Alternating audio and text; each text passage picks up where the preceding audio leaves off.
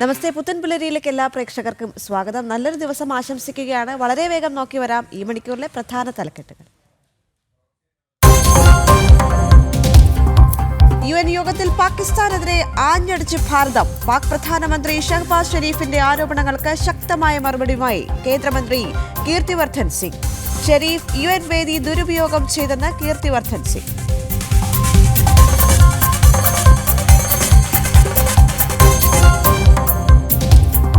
കോഴിക്കോട് സരോവരത്തെ തണ്ണീർത്തട കയ്യേറ്റത്തിൽ പ്രതിക്കൂട്ടിൽ നഗരസഭ.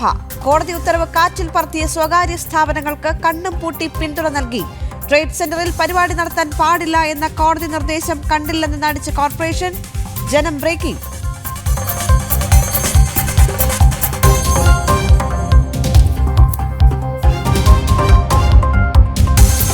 പാകിസ്ഥാൻ ക്രിക്കറ്റ് താരങ്ങൾക്ക് നൽകിയ വിവാദ സ്വീകരണത്തിന് പിന്നിൽ അർബൻ മാവോയിസ്റ്റ് സാന്നിധ്യമെന്ന് സംശയം. യൂണിവേഴ്സിറ്റികളിലും അക്കാദമികളിലും സജീവം. സംസ്ഥാനത്ത് സജീവമാകാൻ കുരുക്കുകൾ നീക്കി മാവോയിസ്റ്റ് ഭീകരരും.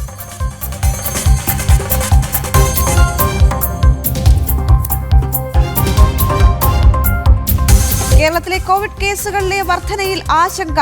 നിസ്സംഗത തുടർന്ന് സർക്കാർ. പ്രത്യേക കണക്കെടുപ്പും നിരീക്ഷണവും നടത്തുന്നില്ല എന്ന് വിമർശനം.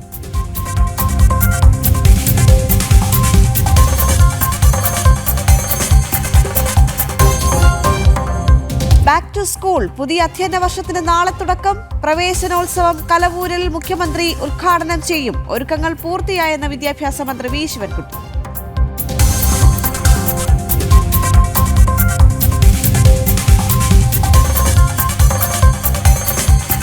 മഴയ്ക്ക് തെല്ലൊരാശ്വാസം. ഇന്ന് യെല്ലോ അലർട്ട് മാത്രം. ജാഗ്രത കൈവിടരുത്. 4 നദികളിൽ ജലനിരപ്പ് അപകട നിലയിൽ. മത്സ്യബന്ധനത്തിന് വിലക്ക് തുടരും.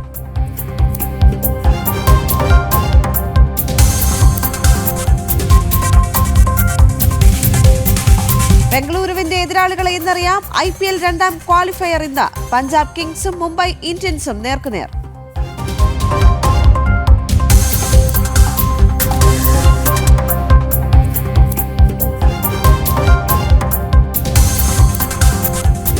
ചരിത്രമെഴുതി PSG. ചാമ്പ്യൻസ് ലീഗിൽ ആദ്യ കിരീട നേട്ടം. ഇന്റർ മിലാനെ തകർത്തത് എതിരില്ലാത്ത 5 ഗോളുകൾക്ക്.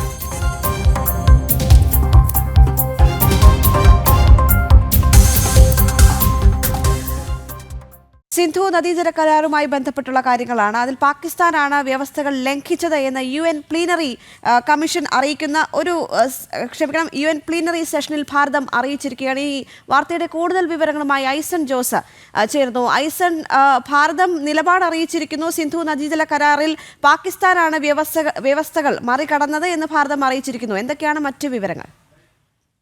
ദേവിക, തീർച്ചയായും പാകിസ്ഥാനാണ് തുടർച്ചയായി ഈ സിന്ധു നദീജല കരാറിലെ വ്യവസ്ഥകൾ ലംഘിച്ചത്. അതായത് ഈ വ്യവസ്ഥകളുടെ അടിസ്ഥാനപരമായ കാര്യം എന്ന് പറയുന്നത് അതിന്റെ പ്രിയാമ്പിളിൽ തന്നെ, അല്ലെങ്കിൽ പീഠിക എന്ന് പറയുന്ന ഒരു ധാരണയുടെ പ്രധാന ഘടകം എന്തെന്ന് കൃത്യമായി വ്യക്തമാക്കുന്ന തുടക്കത്തിലെ വാചകങ്ങളിൽ തന്നെ പറയുന്നത്, പരസ്പര ധാരണയിലും സൗഹൃദത്തിലും തുടരുമ്പോൾ മാത്രമാണ് ഈ കരാറിന് സാധ്യതയുണ്ടാവുക എന്ന് കൃത്യമായി പറയുകയും ചെയ്യുന്നുണ്ട്.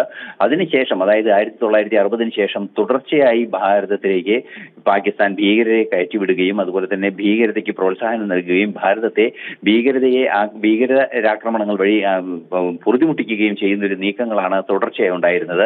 ഇത്തരത്തിൽ തുടർച്ചയായി തങ്ങളുടെ തന്നെ പരസ്പര ധാരണയോടെ, അതായത് വേൾഡ് ബാങ്കിന്റെയും ഇന്ത്യയുടെയും പാകിസ്ഥാന്റെയും ധാരണയോടെ 3 പാർട്ടികളും ചേർന്ന് നടന്ന ഒരു ത്രികക്ഷി കരാറിന്റെ സ്വഭാവമുള്ള കരാറിലൂടെ യാഥാർത്ഥ്യമാക്കിയ ഒരു വിഷയത്തെ അവർ തന്നെ അട്ടിമറിക്കുകയായിരുന്നു. അവർ പുലർത്തേണ്ട മാന്യതകൾ പുലർത്താതെ, അതായത് പാകിസ്ഥാൻ പുലർത്തേണ്ട മാന്യതകൾ കണ്ടില്ലെന്ന് വെച്ച് വെള്ളം നൽകുന്നു എന്നത് ഒരു നേട്ടമായി കണക്കാക്കി അക്രമങ്ങൾ തുടരുകയും തുടർച്ചയായ അതിക്രമങ്ങൾ തുടരുകയും ഭാരതത്തിനെതിരെ ഭീകരത കയറ്റിയയക്കുകയും ഭീകരതയ്ക്ക് പ്രോത്സാഹനം നൽകുകയും അതിർത്തി കടന്നുള്ള ഭീകരതയ്ക്ക് പൂർണ്ണമായ പിന്തുണ നൽകുകയും ചെയ്ത ഒരു രാജ്യമാണ് പാകിസ്ഥാൻ. അതുതന്നെയാണ് പ്രഥമമായ ഒരു വയലേഷൻ അല്ലെങ്കിൽ ഒരു ലംഘനം എന്നാണ് ഇന്ന് ഇന്റർനാഷണൽ ഗ്ലേസിയർ കോൺഫറൻസിൽ കീർത്തിവർദ്ധൻ സിംഗ്, രാജ്യത്തിന്റെ പരിസ്ഥിതി സഹമന്ത്രി കീർത്തിവർദ്ധൻ സിംഗ് പറഞ്ഞത്. ഈ ഗ്ലേസിയർ കോൺഫറൻസ് എന്നതുകൊണ്ട് ഉദ്ദേശിക്കുന്നത് ഗ്ലേസിയറുകളുടെ, അതായത് മഞ്ഞുമലകൾ നിൽക്കുന്ന ധ്രുവപ്രദേശങ്ങളുടെ സംരക്ഷണത്തിന്റെ ഭാഗമായുള്ള ഒരു കോൺഫറൻസ് ആണ്. അത്തരത്തിലുള്ള പാരിസ്ഥിതിക വിഷയങ്ങളെല്ലാം തന്നെ ചർച്ച ചെയ്യുന്ന ഈ കോൺഫറൻസിന്റെ സാധ്യതകളെ ദുരുപയോഗം ചെയ്യാൻ ശ്രമിക്കുകയാണ് പാകിസ്ഥാൻ എന്നും അദ്ദേഹം പറഞ്ഞു. ഈ ചർച്ചകളിൽ നദീജല കരാർ, സിന്ധു നദീജല കരാർ ഉൾപ്പെടുത്താനുള്ള ഒരു നീക്കമാണ് പാകിസ്ഥാൻ നടത്തിയത്. ആ ലക്ഷ്യം പാകിസ്ഥാൻ തെറ്റായ രീതിയിൽ സമ്മേളനത്തിന്റെ, പ്ലീനറി സമ്മേളനമായ ഗ്ലേഷ്യർ കോൺഫറൻസിന്റെ ലക്ഷ്യത്തെ തന്നെ തകർക്കുന്ന രീതിയിലാണ് നടക്കുന്നത് എന്നാണ് അദ്ദേഹം വളരെ കൃത്യമായി പറഞ്ഞത്. പല കാരണങ്ങളും പാകിസ്ഥാൻ ഇതിനെ മുന്നോട്ട് വെക്കുന്നുണ്ട് എങ്കിൽ കൂടി അടിസ്ഥാനപരമായി നദീജല കരാറിനെ ലംഘിച്ചത് പാകിസ്ഥാൻ തന്നെയാണ്. ആ ലംഘനം തുടർച്ചയായി വർഷങ്ങളോളം തുടരുകയും 65 വർഷത്തോളമായി തുടരുകയും ചെയ്യുന്ന ഒരു സാഹചര്യമുണ്ടായി. അത്തരത്തിൽ തുടർന്നതിന് ശേഷമാണ് കടുത്ത നടപടിയിലേക്ക് നീങ്ങാൻ ഭാരതം സമ്മർദ്ദത്തിലായത് എന്നൊരു നിലപാട് തന്നെയാണ് കീർത്തിവർദ്ധൻ സിംഗ് അറിയിച്ചിരിക്കുന്നത്. തീർച്ചയായും അന്താരാഷ്ട്ര കോൺഫറൻസുകൾ, അതായത് ഇന്റർനാഷണൽ ഗ്ലേഷ്യർ കോൺഫറൻസ് എന്നൊക്കെ ഉദ്ദേശിക്കുന്നത് തീർച്ചയായും ഒരു പാരിസ്ഥിതികവും ശാസ്ത്രീയവുമായ വിഷയങ്ങളെ ചർച്ച ചെയ്യുന്ന ഒരു വേദിയാണ്. അത്തരം വേദികളിൽ പോലും പാകിസ്ഥാൻ ഇത്തരത്തിലുള്ള ദുഷ്ടലാക്കോടെ ചില കാര്യങ്ങൾ അവതരിപ്പിക്കാൻ ശ്രമിക്കുകയാണ്. എന്താണോ കോൺഫറൻസ് കൊണ്ട് ഉദ്ദേശിക്കുന്നത് അതിൽ നിന്നും തീർത്തും വ്യത്യസ്തമായ നിലപാടുകളിലേക്ക് ഇവർ പോകുന്നു എന്നാണ് ഇന്ന് ഭാരതത്തിന്റെ ഭാഗത്തു നിന്നുള്ള നിലപാടുണ്ടായത്. തീർച്ചയായും ഏറെ ശക്തമായ രീതിയിൽ പാകിസ്ഥാൻ ഭീകരതയെ പിന്തുണയ്ക്കുന്ന നിലപാടിനെ രൂക്ഷമായി വിമർശിക്കുക തന്നെയാണ് ഭാരതത്തിന്റെ ഭാഗത്തു നിന്നുണ്ടായത്. കീർത്തിവർദ്ധൻ സിംഗ് ഇക്കാര്യത്തിൽ കൃത്യമായ നിലപാട് അറിയിക്കുകയും ചെയ്തു. ചില ഇത്തരത്തിലുള്ള മഞ്ഞുമലകൾ ഉരുകിയ വെള്ളം ആണ് ഈ സിന്ധു നദിയെ സമ്പുഷ്ടമാക്കുന്നത് എന്നൊരു കാരണം പറഞ്ഞാണ് ഈ വിഷയത്തിലേക്ക് കൊണ്ടുവരാൻ ശ്രമിച്ചത്. എന്നാൽ പാരിസ്ഥിതികമായ വിഷയങ്ങൾ, തീർത്തും പാരിസ്ഥിതികമായ വിഷയങ്ങളാണ് ഗ്ലേഷ്യർ കോൺഫറൻസുകളിൽ ചർച്ച ചെയ്യുക. നമുക്കറിയാവുന്നതാണ് അന്താരാഷ്ട്ര തലത്തിൽ താപനില വർദ്ധിക്കുന്ന ഒരു സാഹചര്യം, ആഗോള താപനത്തിന്റെ വിഷയമുണ്ട്. അത്തരത്തിലുള്ള സാഹചര്യങ്ങളിലെല്ലാം തന്നെ മഞ്ഞുമലകൾ ഉരുകുന്ന ഒരു സാഹചര്യവും അതുണ്ടാക്കുന്ന പ്രത്യാഘാതങ്ങളെ കുറിച്ചും നടക്കുന്ന അന്താരാഷ്ട്ര കോൺഫറൻസിൽ വളരെ നിർണായകമായ ഒരു ഭാഗമാണ് ഭാരതത്തിന് വഹിക്കാനുള്ളത്. നമുക്കറിയാവുന്നതാണ് ഹിമാലയ സാനുക്കളുടെ സാന്നിധ്യം ഭാരതത്തിലുള്ളത്. അതുകൊണ്ട് തന്നെ ഭാരതത്തിന് വലിയൊരു പങ്ക് വഹിക്കാനുമുണ്ട് ഈ കോൺഫറൻസിൽ. ആ കോൺഫറൻസിനെയാണ് ഇത്തരത്തിൽ ദുരുപയോഗം ചെയ്യുന്നത്. എന്ത് തന്നെയായാലും വീണ്ടും ഭാരതം മറ്റൊരു അന്താരാഷ്ട്ര വേദിയിൽ കൂടി അതിശക്തമായി പാകിസ്ഥാന്റെ അതിർത്തി കടന്നുള്ള ഭീകരതയെ പ്രോത്സാഹിപ്പിക്കുന്ന നിലപാടിനെ രൂക്ഷമായി എതിർക്കുകയാണ് ചെയ്തിരിക്കുന്നത്. ദേവിക, സിന്ധു നദീജല കരാറിലെ വ്യവസ്ഥകൾ ലംഘിച്ചത് പാകിസ്ഥാൻ തന്നെയെന്ന UN പ്ലീനറി സെഷനിൽ ഭാരതം അറിയിച്ചിരിക്കുന്നു. പരസ്പര ധാരണയിലും സൗഹൃദത്തിലും നിലനിൽക്കേണ്ടതാണ് നദീജല കരാർ എന്ന ധാരണ രേഖകളിൽ തന്നെ വ്യക്തമാക്കിയിട്ടുണ്ട്. തുടർച്ചയായി പാകിസ്ഥാൻ അതിർത്തി കടന്നുള്ള ഭീകരതയെ പിന്തുണയ്ക്കുന്നതിലൂടെ തന്നെ കരാർ വ്യവസ്ഥകൾ ലംഘിച്ചു. സ്വയം കരാർ വ്യവസ്ഥകൾ ലംഘിച്ച് ഭാരതത്തെ കുറ്റപ്പെടുത്തുകയാണ് പാകിസ്ഥാൻ എന്നും പരിസ്ഥിതി സഹമന്ത്രി കീർത്തിവർദ്ധൻ സിംഗ് പറഞ്ഞിട്ടുണ്ട്. UN പ്ലീനറി സെഷനിൽ ഒന്നായ താജിക്കിസ്ഥാനിൽ നടക്കുന്ന ഇന്റർനാഷണൽ ഗ്ലേസിയർ കോൺഫറൻസിലാണ് ഭാരതം നിലപാട് ശക്തമായി പറഞ്ഞത്. ഇന്റർനാഷണൽ ഗ്ലേസിയർ കോൺഫറൻസിന്റെ ലക്ഷ്യങ്ങളെ തന്നെ പാകിസ്ഥാൻ അട്ടിമറിക്കുകയാണെന്നും അദ്ദേഹം പറഞ്ഞു. ഐസൻ ജോസാണ് വിവരങ്ങൾ നൽകിയത്. ഇനി മറ്റ് റിപ്പോർട്ടുകളിലേക്ക് കൂടി എത്തുമ്പോൾ സംസ്ഥാനത്തെ യൂണിവേഴ്സിറ്റികളിലും അക്കാദമികളിലും അർബൻ മാവോയിസ്റ്റ് സാന്നിധ്യം ഉണ്ട് എന്നൊരു റിപ്പോർട്ടാണ് ഈ ഒരു ഘട്ടത്തിൽ പരിശോധിക്കേണ്ടത്. ഇതുമായി ബന്ധപ്പെട്ട് കഴിഞ്ഞ ദിവസം പഹൽഗാം ഭീകരാക്രമണവുമായി ബന്ധപ്പെട്ട് ഭാരത വിരുദ്ധ നിലപാട് പറഞ്ഞ പാകിസ്ഥാൻ ക്രിക്കറ്റർക്ക് മലയാളി സംഘടന നൽകിയ സ്വീകരണം വളരെയധികം വിവാദമായ പശ്ചാത്തലത്തിലാണ് ഇത്തരത്തിൽ അക്കാഡമികളിലും സർവകലാശാലകളിലും മറ്റും അർബൻ മാവോയിസ്റ്റ് സാന്നിധ്യം നിലനിൽക്കുന്നുണ്ട് എന്നുള്ള റിപ്പോർട്ട് ഈ ഒരു ഘട്ടത്തിൽ പുറത്തേക്ക് വരുന്നത്. അതുമായി ബന്ധപ്പെട്ട് കാഭ സുരേന്ദ്രന്റെ പ്രതികരണം വന്നിട്ടുണ്ട്. അത് കണ്ടതിന് ശേഷം തിരികെ എത്താം. ആരാണ് ക്ഷണിച്ചത്? ഈ പശ്ചാത്തലത്തിൽ, പഹൽഗാമിൻ്റെ കൂടിയുള്ള പശ്ചാത്തലത്തിൽ എന്തുകൊണ്ടാണ് അഫ്രിദിയെ ക്ഷണിച്ചത്, ആരാണ് ക്ഷണിച്ചത് എന്നുള്ളത് സത്യത്തിൽ സർക്കാർ അന്വേഷിക്കേണ്ടതാണ്. യഥാർത്ഥത്തിൽ ഈ അർബൻ നക്സലുകളുടെ അജണ്ടയ്ക്ക് വേണ്ടി ഉണ്ടാക്കുന്ന ചില ഏജൻസികളായി അവരുടെ മുഖമാക്കാൻ വേണ്ടി ഇത്തരം മുൻ വിദ്യാർത്ഥികളുടെ സംഘടനകളോ ചില ഗൾഫിലറിയാം സാംസ്കാരിക സംഘടനകളുണ്ട്. പാർട്ടിയുടെ പേരിലായാലും അലുമിനിയുടെ പേരിലാണെങ്കിലും മറ്റേത് സാംസ്കാരിക സംഘടനകളുടെ പേരിലാണെങ്കിലും ഒക്കെ ഈ തരത്തിൽ ഭീകരവാദത്തെ പിന്തുണയ്ക്കുന്ന ഭീകരവാദികളല്ല കൂടുതൽ അപകടകാരികൾ, ഭീകരവാദികൾക്ക് മാനസിക പിന്തുണ കൊടുക്കുന്ന അത്തരം ആൾക്കാരെ പിന്തുണയ്ക്കുന്ന ഇത്തരം വ്യക്തികളെയും സംഘടനകളെയും തുറന്നു കാണിക്കേണ്ടതുണ്ട്. നിഷ ദിലീപ് ചേരുന്നുണ്ട് കൂടുതൽ വിവരങ്ങളുമായി. നിഷ, ഈ ഒരു ഘട്ടത്തിൽ ഈ അർബൻ മാവോയിസ്റ്റുകളുടെ സാന്നിധ്യം അക്കാദമികളിലും മറ്റും ഉണ്ടോ എന്നൊരു സംശയമാണ് ഈ ഒരു ഘട്ടത്തിൽ പുറത്തേക്ക് വരുന്നത്. കാരണം ഷഹീദ് അഫ്രീദിക്ക് ദുബായിൽ മലയാളി സംഘടന, അതും പൂർവ്വ വിദ്യാർത്ഥി സംഘടനയാണ് ഇത്തരത്തിലൊരു വലിയ സ്വീകരണം ഒരുക്കിയത്. കാരണം ഭാരത വിരുദ്ധ നിലപാട് പറഞ്ഞ ഷഹീദ് അഫ്രിക്കാണ് ഇത്രയും വലിയൊരു സ്വീകരണം അവിടെ നൽകിയത്. അത് പ്രത്യേകിച്ച് മലയാളികൾ എന്ന് പറയുമ്പോൾ ഇത് വളരെ ഗൗരവമേറിയ ഒരു വിഷയം തന്നെയാണ്. അതുകൊണ്ടാണ് ഇതുമായി ബന്ധപ്പെട്ട് കൂടുതൽ അന്വേഷണങ്ങൾ വരുന്നത്. ഇപ്പോൾ അർബൻ മാവോയിസ്റ്റിന്റെ സാന്നിധ്യം സംസ്ഥാനത്തെ യൂണിവേഴ്സിറ്റികളിലും ഉണ്ടോ എന്ന സംശയമാണ് നിഴലിക്കുന്നത്, അല്ലേ?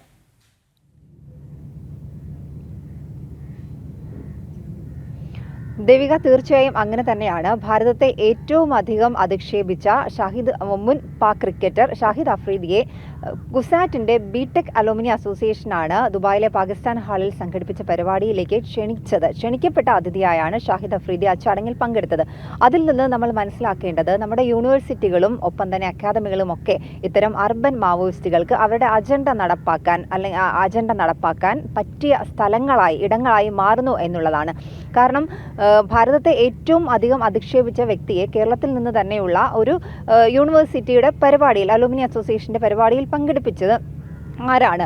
ഇത്തരത്തിലുള്ള കാര്യങ്ങളിലേക്ക് തീർച്ചയായും അന്വേഷണം പോകേണ്ടത് തന്നെയാണ്. അർബൻ മാവോയിസ്റ്റ് പ്രവർത്തനങ്ങളിൽ സജീവമായിരിക്കുന്ന പല ആളുകളും പ്രൊഫഷണലുകളും വിദ്യാർത്ഥികളുമാണ് എന്നതുകൂടിയാണ് ഞെട്ടിക്കുന്ന വിവരം. എന്തായാലും ഇത്തരം കാര്യങ്ങളൊക്കെ അന്വേഷണത്തിന്റെ പരിധിയിൽ വരേണ്ടതാണ്.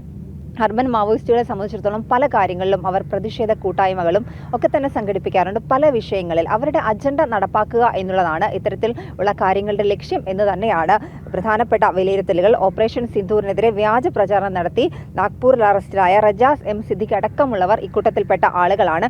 എന്തായാലും നമ്മുടെ യൂണിവേഴ്സിറ്റികളും അക്കാദമികളിലും ഒക്കെ തന്നെ ഈ അർബൻ മാവോയിസ്റ്റ് സാന്നിധ്യം സ്ഥിരീകരിച്ചിരിക്കുകയാണ്.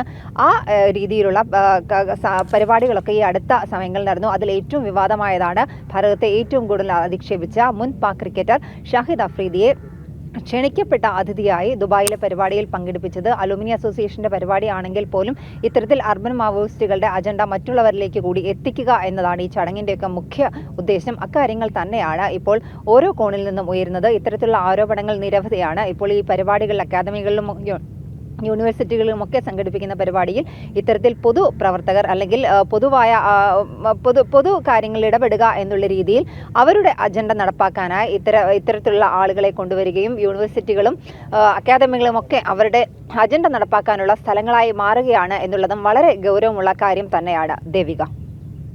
ശരി നിഷ, വളരെ പ്രധാനപ്പെട്ട മറ്റൊരു റിപ്പോർട്ട് കൂടി പരിശോധിച്ചു വരാം. പ്രവർത്തന വിപുലീകരണം ലക്ഷ്യമിട്ട് മാവോയിസ്റ്റ് ഭീകരർ എന്നൊരു റിപ്പോർട്ടാണ് ഈ ഒരു ഘട്ടത്തിൽ പരിശോധിക്കേണ്ടത്. ആക്രമണങ്ങൾ നടത്തി ദൃശ്യങ്ങൾ പ്രചരിപ്പിച്ച് ഭീതി വിതയ്ക്കാനും ശ്രമിച്ചുവെന്ന് NIA അറിയിച്ചിരിക്കുന്നു. തലപ്പുഴ KFDC ആക്രമണ കേസിൽ 3 പ്രതികൾക്കെതിരെ NIA കുറ്റപത്രം സമർപ്പിച്ചു. മൊയ്തീൻ, 3-ാം പ്രതി മനോജ്, 4-ാം പ്രതി സോമൻ എന്നിവർക്കെതിരെയാണ് NIA കുറ്റപത്രം സമർപ്പിച്ചത്. കേസിൽ രവീന്ദ്ര, സന്തോഷ് എന്നിവരും പ്രതികളാണ്. 2023 സെപ്റ്റംബറിലായിരുന്നു തലപ്പുഴ കമ്മമലയിലെ വനംവകുപ്പ് ഓഫീസിന് നേരെ ആക്രമണമുണ്ടായത്. മാവോയിസ്റ്റ് സായുധ ഭീകര സംഘം KFDC ഓഫീസിലെത്തി ഓഫീസ് അടിച്ചു തകർക്കുകയും പോസ്റ്ററുകൾ പതിക്കുകയുമായിരുന്നു. പിന്നീട് ഈ ചിത്രങ്ങൾ പകർത്തി പ്രസിദ്ധീകരണത്തിന് അയച്ചു കൊടുക്കുകയും ചെയ്തു. വനവാസികൾ ചൂഷണം ചെയ്യപ്പെടുന്നു എന്ന പേരിലാണ് ആക്രമണം നടത്തിയത്. പ്രവർത്തന വിപുലീകരണം ലക്ഷ്യമിട്ട് നീങ്ങിയ മാവോയിസ്റ്റ് ഭീകരർ ആക്രമണങ്ങൾ നടത്തിയത് പ്രചരിപ്പിക്കാനും ശ്രമിച്ചെന്നാണ് NIA വ്യക്തമാക്കുന്നത്. മറ്റു പ്രധാന മാവോയിസ്റ്റ് കേസുകളും വിചാരണ ഘട്ടത്തിലേക്ക് നീങ്ങുകയാണ്. തലപ്പുഴ മാവോയിസ്റ്റ് വെടിവെപ്പ്, എടക്കര ആയുധ പരിശീലന കേസുകളിലാണ് വിചാരണ ആരംഭിക്കുന്നത്. കർണാടകയിൽ കീഴടങ്ങിയ മാവോയിസ്റ്റ് ഭീകരവാദികളായ ലത, സുന്ദരി, രമേശ്, രവീന്ദ്ര എന്നിവരെ നേരത്തെ കൊച്ചി NIA കോടതിയിൽ ഹാജരാക്കിയിരുന്നു. തലപ്പുഴ മാവോയിസ്റ്റ് വെടിവയ്പ്, എടക്കര ആയുധ പരിശീലനം, വയനാട് KFDC ആക്രമണം, പന്തീരങ്കാവ് മാവോയിസ്റ്റ് കേസുകളായിരുന്നു കൊച്ചി NIA യൂണിറ്റ് അന്വേഷിച്ചിരുന്നത്.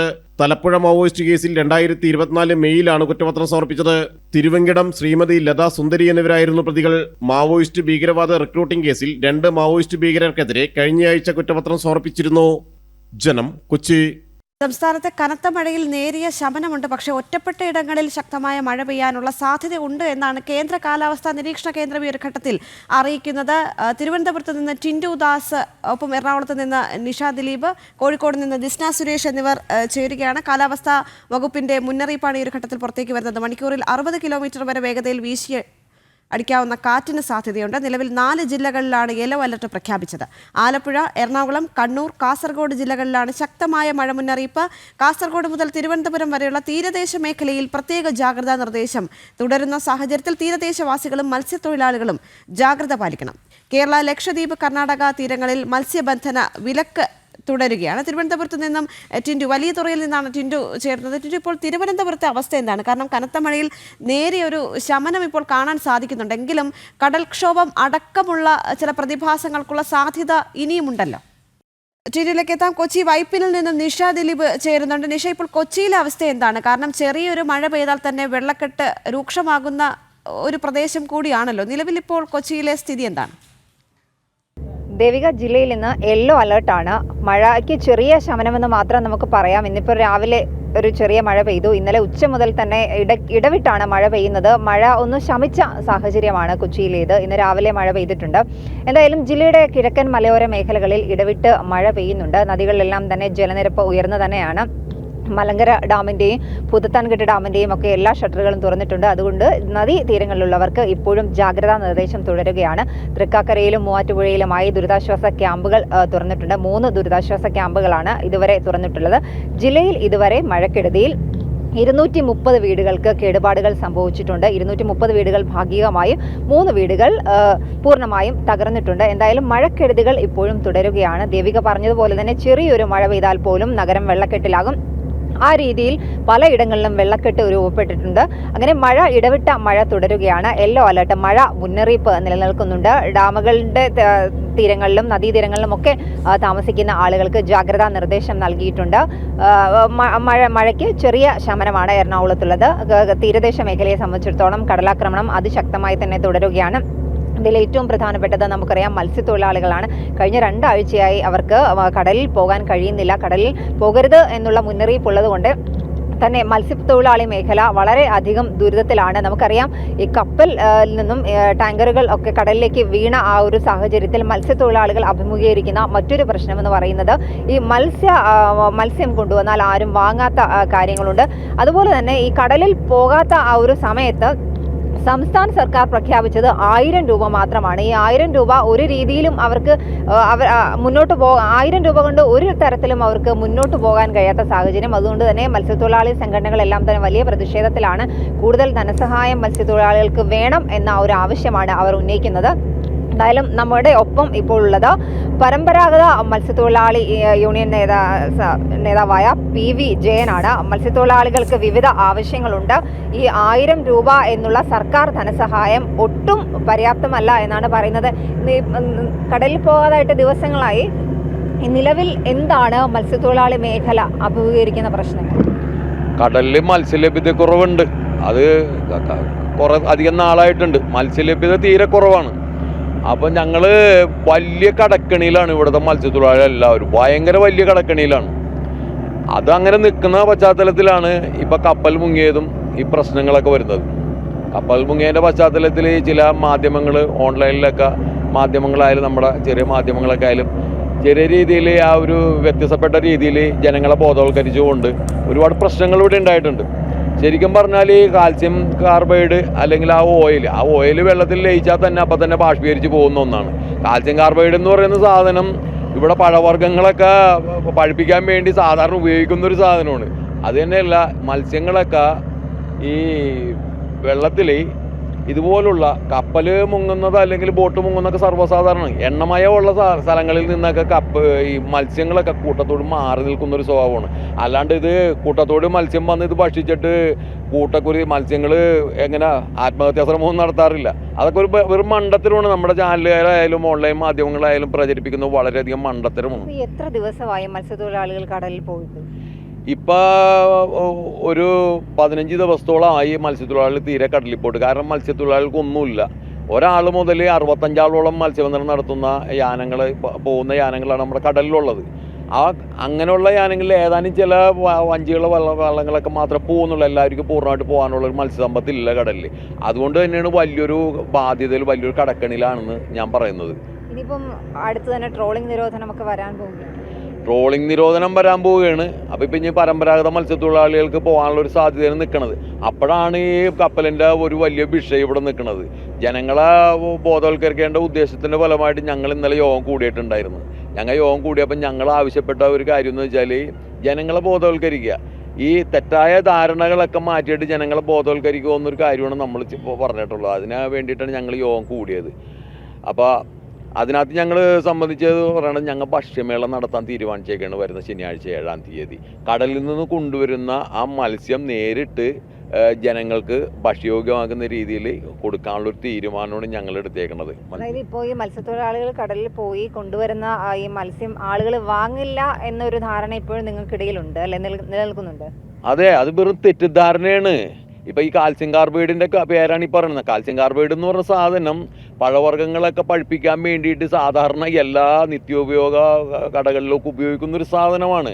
അതിപ്പോൾ മത്സ്യം ഭക്ഷിച്ചു എന്നാണ് പറയുന്നത്. മത്സ്യം ഭക്ഷിക്കാനായിട്ട് അങ്ങനെ നിൽക്കില്ല. കാരണം കടലിൽ എണ്ണമയോ എന്തെങ്കിലും കാര്യങ്ങൾ ഉണ്ടെങ്കിൽ അത് ആ പ്രദേശത്ത് നിന്ന് തന്നെ മത്സ്യങ്ങൾ മാറിപ്പോകുന്ന ഒരു രീതിയാണ്. കടൽ അതിവിശാലമല്ലേ.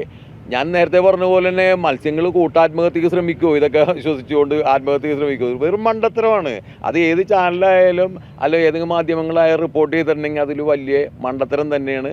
അതിനകത്തൊരു ആശയവും കാണുന്നില്ല. ജനങ്ങൾ ഇത് പൂർണ്ണമായിട്ടും മത്സ്യം ഭക്ഷിക്കാം, അതിന് യാതൊരുവിധ തടസ്സങ്ങളും ഉണ്ടാകും. അതുപോലെ തന്നെ സർക്കാർ ഇപ്പോൾ നിങ്ങൾക്ക് പ്രഖ്യാപിച്ച ധനസഹായം 1000 രൂപയും 6 കിലോ അരിയും, ഇത് മത്സ്യത്തൊഴിലാളികൾക്ക് ഇതുകൊണ്ട് ഏതെങ്കിലും രീതിയിൽ മുന്നോട്ട് പോകാൻ കഴിയുമോ? മത്സ്യത്തൊഴിലാളികൾക്ക് എന്തെങ്കിലും ചെറിയൊരു സഹായം എന്നുള്ള രീതിയിൽ മാത്രമേ അതായുള്ളൂ. അതിനൊരു പൂർണ്ണത വന്നിട്ടില്ലല്ലോ. മത്സ്യത്തൊഴിലാളികൾക്ക് ആശ്വാസം മാത്രമല്ലല്ലോ നൽകേണ്ട, അവരുടെ ഉത്തരവാദിത്വം വലിയ ബാധ്യതയിലാണ്. ഇപ്പോൾ എല്ലാ മത്സ്യത്തൊഴിലാളികളും വലിയ ദുരന്തത്തിലാണ്, വലിയ കടബാധ്യതയിലാണ്. അപ്പോൾ അവർക്ക് ഒരു ആശ്വാസം മാത്രം നൽകിക്കൊണ്ട് കാര്യമില്ലല്ലോ, അവരെ കാര്യമായിട്ട് പരിഗണിക്കണ്ടേ. അതുകൊണ്ട് ഗവൺമെൻറ് അവരെ കാര്യമായിട്ട് പരിഗണിക്കാനുള്ള നടപടി ഉണ്ടാകണം. 1000 രൂപ എന്നുള്ളത് വർദ്ധിപ്പിക്കണം. അതൊരു ചെറിയ ഇത് മാത്രമായിട്ട് മാറിയിരിക്കുകയാണ്. 6 കിലോ അരിയൊക്കെ കിട്ടിയിട്ട് നമുക്കിപ്പോൾ എന്താ സംഭവിക്കുക? ഇത് 1, 2, 3, 4 ദിവസം ജീവിക്കുക, അത്രയല്ലേ ഉള്ളൂ. 1000 രൂപ കൊണ്ട് ഇന്നിപ്പോൾ എന്തെങ്കിലും കാര്യങ്ങൾ നടക്കുമോ? അപ്പോൾ അതൊരു ചെറിയ സാമ്പത്തിക സഹായം മാത്രം, അതല്ല നമുക്ക് വേണ്ടത്. നമ്മളെ ഗവൺമെൻറ് മനസ്സിലാക്കണം, മത്സ്യത്തൊഴിലാളി വിഭാഗം എന്ന് പറയുന്ന വിദേശ നാണ്യം നേടിത്തരുന്ന ഈ ഒരു വലിയ വിഭാഗത്തിനെ ഇവിടെ നിലനിർത്തുന്നതിന് വേണ്ടിയിട്ട് അവരുടെ മത്സ്യസമ്പത്ത് വർദ്ധിപ്പിക്കുന്നതിനും മത്സ്യത്തൊഴിൽ ചെയ്യുന്നതിനും അവർക്ക് വേണ്ടതായിട്ടുള്ള സാഹചര്യങ്ങൾ ഒരുക്കി കൊടുക്കാനായിട്ട് ഗവൺമെൻറ് ശ്രമിക്കണം. അതാണ് വേണ്ടത്. ഇപ്പോഴുള്ള ഈ പ്രശ്നം, കടലിലെ പ്രശ്നങ്ങളെന്ന് വെച്ചാൽ ഈ കാൽസ്യം കാർബൈഡ് എന്ന് പറയുന്ന പെട്ടി അത് താഴെ തട്ടിൽ ഇപ്പോഴും കപ്പലിൻ്റെ ഉള്ളിൽ തന്നെ കിടക്കുകയാണെന്നാണ് പറയണത്. ബാക്കി അന്ന് സാധനങ്ങൾ മുഴുവൻ കാലി കണ്ടെയ്നറിലായിരുന്നു. ഇലക്ട്രോണിക് സാധനങ്ങളും പഞ്ഞികളും അതുപോലുള്ള മറ്റുള്ള കാർഷിക എന്തെങ്കിലുമൊക്കെ ആയിട്ടുള്ള ഉൽപ്പന്നങ്ങൾ, അതിൽ പേടിക്കേണ്ടതായിട്ടുള്ള യാതൊരു കാര്യമില്ലെന്നും കേരളത്തിലെ ശാസ്ത്രകാരന്മാരും ഇപ്പോൾ CMFR അടക്കമുള്ള കുഫോസ് സിഫ്റ്റ് സ്ഥാപനങ്ങളൊക്കെ നമ്മളിവിടെ പറയുന്നു. ഒരു കുഴപ്പവും ഇത് മത്സ്യം ഭക്ഷിക്കുന്നതുകൊണ്ട് യാതൊരു പ്രശ്നവും ഇല്ലെന്ന് പറയുന്നു. ഇത്തരത്തിലുള്ള ആളുകൾക്കിടയിലുണ്ട്. അത് മത്സ്യമേഖലയെ തന്നെ സാരമായ രീതിയിൽ ബാധിക്കുന്ന ഒന്നാണ്. കടലേറ്റം, ഒപ്പം തന്നെ വരാൻ പോകുന്ന കാലവർഷം ഒക്കെ മത്സ്യത്തൊഴിലാളികളെ കാത്തിരിക്കുന്നത് വലിയ ഒരു ദുരിതകാലം തന്നെയാണ്. സർക്കാർ ഇതിന് പരിഹാരം എത്രയും വേഗം കാണണമെന്നതാണ് മത്സ്യത്തൊഴിലാളികളുടെ ആവശ്യം. ദേവിക. ശരി, തിരുവനന്തപുരത്ത് നിന്ന് ടിൻഡു ദാസ് കൂടി ചേരുകയാണ്. ടിൻഡു, വലിയ തുറയിലാണുള്ളത്. മാത്രമല്ല തിരുവനന്തപുരത്തെ സംബന്ധിച്ചിടത്തോളം ഇപ്പോഴും കടൽക്ഷോഭ സാധ്യതകൾ ഉണ്ടോ എന്നുള്ളതാണ്. കാരണം തീരദേശ പ്രദേശത്തുള്ളവർ ഇപ്പോഴും സേഫ് ആണോ എന്നുള്ള കാര്യത്തിൽ നമുക്ക് അറിയേണ്ടതുണ്ട്. അതുമായി ബന്ധപ്പെട്ട് എന്തെങ്കിലും മുന്നറിയിപ്പുകൾ ഈ ഒരു ഘട്ടത്തിലേക്ക് വരുന്നുണ്ടോ?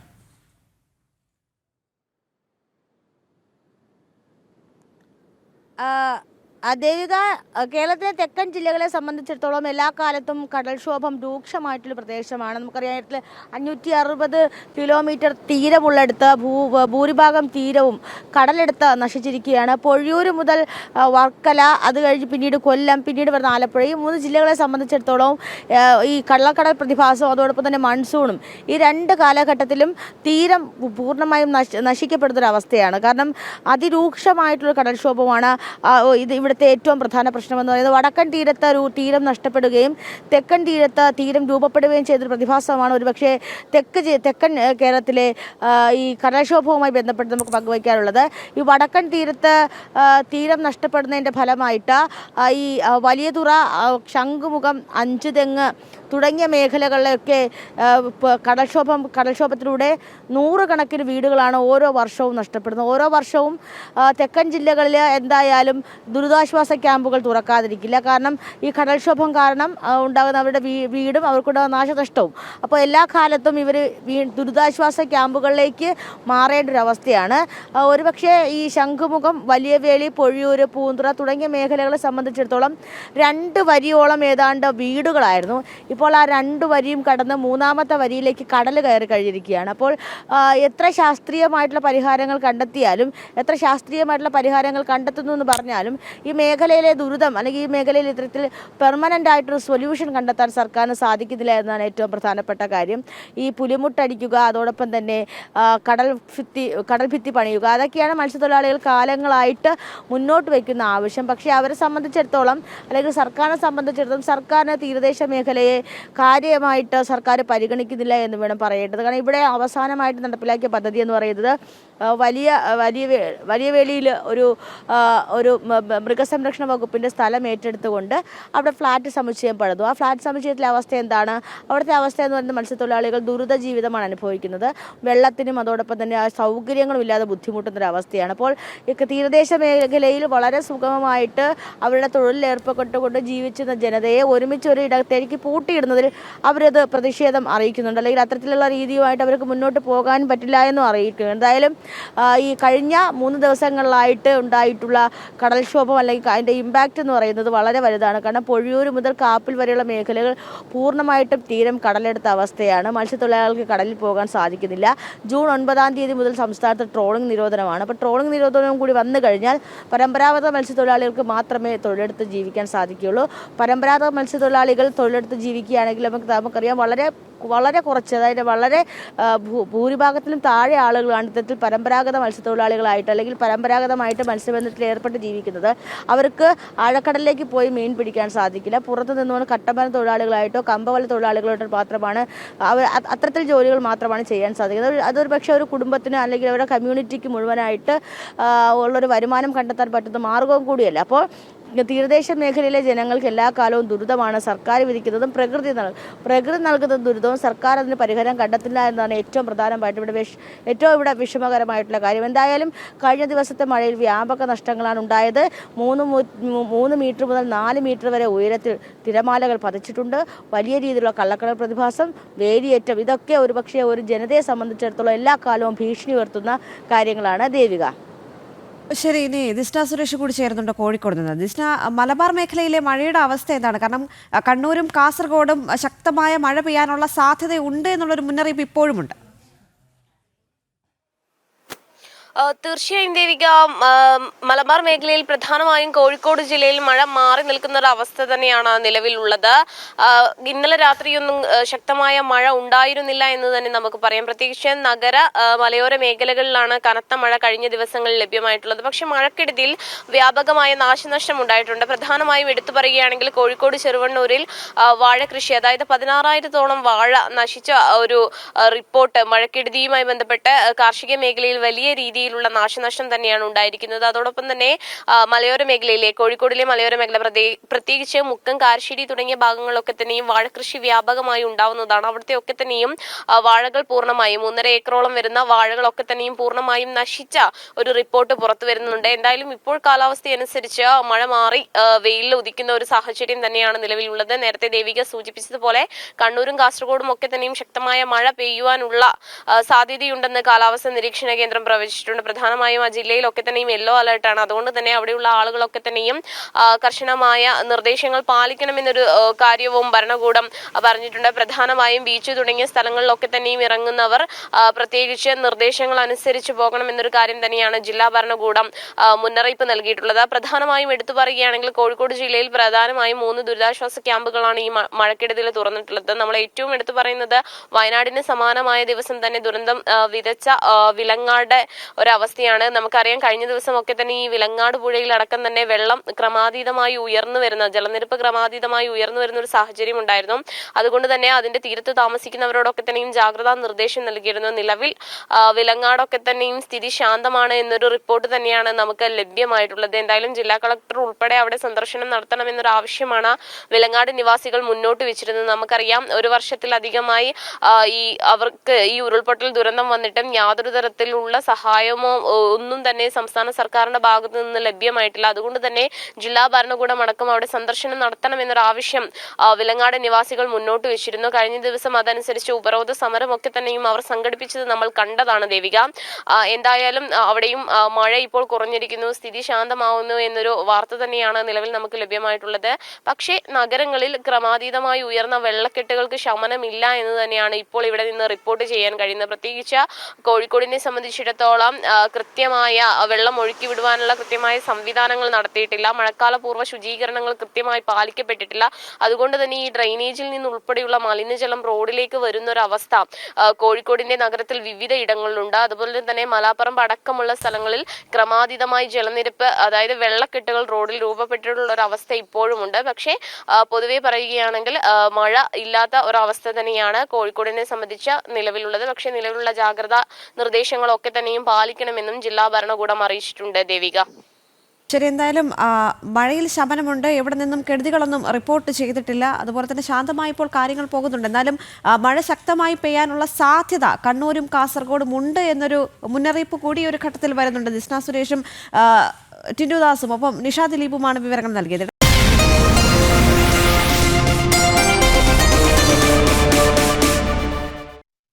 സംസ്ഥാനത്ത് മഴക്കെടുതിയിൽ 177 ദുരിതാശ്വാസ ക്യാമ്പുകളാണ് ഇതുവരെ തുറന്നിട്ടുള്ളത്. അതുപോലെ തന്നെ 30 മരണം ഇതുവരെ റിപ്പോർട്ട് ചെയ്തു എന്നൊരു സാഹചര്യം കൂടിയുണ്ട്. ടിൻഡു ദാസ് തിരുവനന്തപുരത്ത് നിന്ന് ചേരുകയാണ്. ടിൻഡു, കഴിഞ്ഞ കുറച്ച് ദിവസങ്ങളായി ഉണ്ടായ മഴക്കെടുതിയിൽ 30 മരണം സംഭവിച്ചിരിക്കുന്നു. മറ്റ് വിവരങ്ങൾ എന്തൊക്കെയാണ്? ദേവിക, സംസ്ഥാനത്ത് മഴക്കെടുതിയിൽ 177 ദുരിതാശ്വാസ ക്യാമ്പുകളിലായിട്ട് 6945 പേരെ ഇതുവരെ മാറ്റി താമസിപ്പിച്ചിട്ടുള്ളതായിട്ടാണ് റവന്യൂ വിഭാഗത്തിൽ നിന്ന് നമുക്ക് ലഭിക്കുന്ന വിവരങ്ങളെന്ന് പറയുന്നത്. മഴക്കെടുതിയിൽ ഏതാണ്ട് 31 പേരുടെ മരണം സ്ഥിരീകരിച്ചിട്ടുണ്ട്. അതിൽ 4 പേര് ഇടിമിന്നലേറ്റാണ് മരണപ്പെട്ടത്.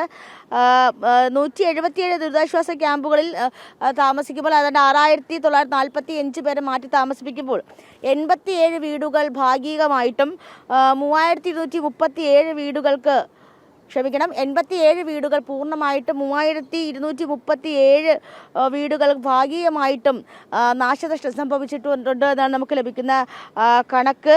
അതോടൊപ്പം തന്നെ വിനോദസഞ്ചാര മേഖലയിൽ, അതായത് മലയോര മേഖലകളിലെ വിനോദസഞ്ചാര കേന്ദ്രങ്ങളൊക്കെ പൂർണ്ണമായും അടച്ചിട്ടിട്ടുണ്ട്. കൂടാതെ തന്നെ KSEBക്ക് ഉണ്ടായ നഷ്ടമാണ് ഏറ്റവും പ്രധാനപ്പെട്ടതെന്ന് പറയുന്നത്. 164 കോടി 46 ലക്ഷം രൂപയുടെ നഷ്ടം KSEBക്ക് കഴിഞ്ഞ 6 ദിവസമായിട്ട് സംഭവിച്ചിട്ടുണ്ട്. കഴിഞ്ഞ 6 ദിവസങ്ങളായിട്ട് സംസ്ഥാനത്തുണ്ടായ മഴയിൽ വ്യാപകമായിട്ടുള്ള നാശനഷ്ടങ്ങളാണ് ഉണ്ടായത്.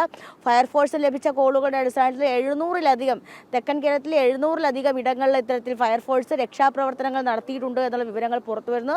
റോഡ്, റെയിൽ ഗതാഗതമൊക്കെ മരമൊടിഞ്ഞ് വീണ് തടസ്സപ്പെട്ടിട്ടുണ്ട്.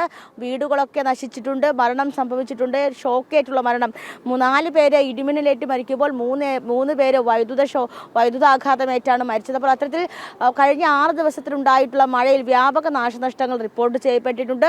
അത്യാവശ്യ ഘട്ടങ്ങളിൽ ഏതാണ്ട് 5000-ലധികം ക്യാമ്പുകൾ തുറക്കാനുള്ള സംവിധാനങ്ങൾ ഏർപ്പെടുത്തിയിട്ടുണ്ടെന്നാണ് റവന്യൂ വിഭാഗത്തിൽ നിന്ന് ലഭിക്കുന്ന കണക്ക്. അങ്ങനെയെങ്കിൽ 5 ലക്ഷം വരെ അടിയന്തര ഘട്ടത്തിലും മാറ്റി താമസിപ്പിക്കാനുള്ള സൗകര്യങ്ങൾ ഒരുക്കിയിട്ടുണ്ട് എന്നും പറയുന്നുണ്ട്. അപ്പോൾ എന്തായാലും സംസ്ഥാനത്ത് കഴിഞ്ഞ ദിവസങ്ങളുണ്ടായ മഴ, ആ മഴയിലുണ്ടായത് വ്യാപകമായിട്ടുള്ള നാശനഷ്ടങ്ങളാണ്. ഈ ഫ്ലഡ്, അതായത് വെള്ളപ്പൊക്കം, കാസർഗോഡ് മുതൽ തിരുവനന്തപുരം വരെയുള്ള ജില്ലകളിൽ വെള്ളപ്പൊക്കം റിപ്പോർട്ട് ചെയ്യപ്പെട്ടിട്ടുണ്ട്. ഈ കുട്ടനാട്ടിൽ, അപ്പർ കുട്ടനാട്ടിലും അതോടൊപ്പം തന്നെ ഈ നിയന്ത്രണ രേഖയ്ക്ക് മുകളിലാണ് വെള്ളം കയറിയിട്ടുള്ളത്. കോട്ടയം ജില്ലയിലും അതോടൊപ്പം തന്നെ പത്തനംതിട്ട ജില്ലയിലും ആലപ്പുഴ ജില്ലയിലുമാണ് ഏറ്റവും കൂടുതൽ ഫ്ലഡ് അല്ലെങ്കിൽ വെള്ളപ്പൊക്കം ഉണ്ടായിട്ടുള്ളതെന്നാണ് ലഭിക്കുന്ന കണക്കുകൾ. ഇവിടെയും വിവിധ ഇടങ്ങളിലായിട്ട് ക്യാമ്പുകളിലേക്ക് ആളുകളെ മാറ്റി താമസിപ്പിച്ചിട്ടുണ്ട്. കാസർഗോഡ് ജില്ലയിലും വെള്ളപ്പൊക്കം റിപ്പോർട്ട് ചെയ്തിട്ടുണ്ട്. കഴിഞ്ഞ ദിവസങ്ങളിലായിട്ടുണ്ടായ മഴയിൽ വെള്ളപ്പൊക്കം, മഴക്കെടുതികളൊക്കെ വ്യാപകമായി സംഭവിച്ചിട്ടുള്ളതും ഇതിൻ്റെ വ്യക്തമായിട്ടുള്ള കണക്കുകളുമാണ് KSDMA ഇന്നലെ പുറത്തുവിട്ടിട്ടുള്ളത്. ഈ കണക്കുകളിലാണ് 31 മരണവും റിപ്പോർട്ട് ചെയ്തിട്ടുള്ളത്. വിവിധ ജില്ലകളിലായിട്ട് മരമൊടിഞ്ഞ് വീണ് റെയിൽ ഗതാഗതം തടസ്സപ്പെട്ടിട്ടുണ്ട്. അതോടൊപ്പം തന്നെ വാഹനങ്ങൾ നാശനഷ്ടം സംഭവിച്ചിട്ടുണ്ട്. അങ്ങനെ തുടങ്ങിയ വലിയ രീതിയിലുള്ള നാശനഷ്ടങ്ങളും ദുരിതവും ഒരുപക്ഷെ മഴക്കാലത്ത്, ഈ മൺസൂൺ കാലത്ത് ഉണ്ടായിട്ടുള്ളതായിട്ട് ലഭിക്കുന്ന കണക്ക്. അടുത്ത 10 ദിവസവും എന്ത് തരത്തിലുള്ള പ്രശ്നങ്ങൾ ഉണ്ടാകാൻ സജ്ജമായിരിക്കണമെന്നായിരുന്നു റവന്യൂ വിഭാഗത്തിൽ നിന്ന് കിട്ടിയത്. മഴയ്ക്ക് ശമനമാകുമ്പോൾ ഇതൊക്കെ പരിഹരിച്ചുകൊണ്ട് മുന്നോട്ട് പോകാൻ സാധിക്കുമെന്നൊക്കെ പറയുന്നു. ഇതൊക്കെ പരിഹരിച്ചുകൊണ്ട് മുന്നോട്ട് പോകാൻ സാധിക്കും. വരുന്ന 4 ദിവസം സംസ്ഥാനത്ത് മഴയുടെ തീവ്രത കുറയും. പിന്നീട് വീണ്ടും ബംഗാൾ ഉൾക്കടലിലും അറബിക്കടലിലും ന്യൂനമർദ്ദ സാധ്യത മുന്നിൽ കാണുന്നുണ്ട്.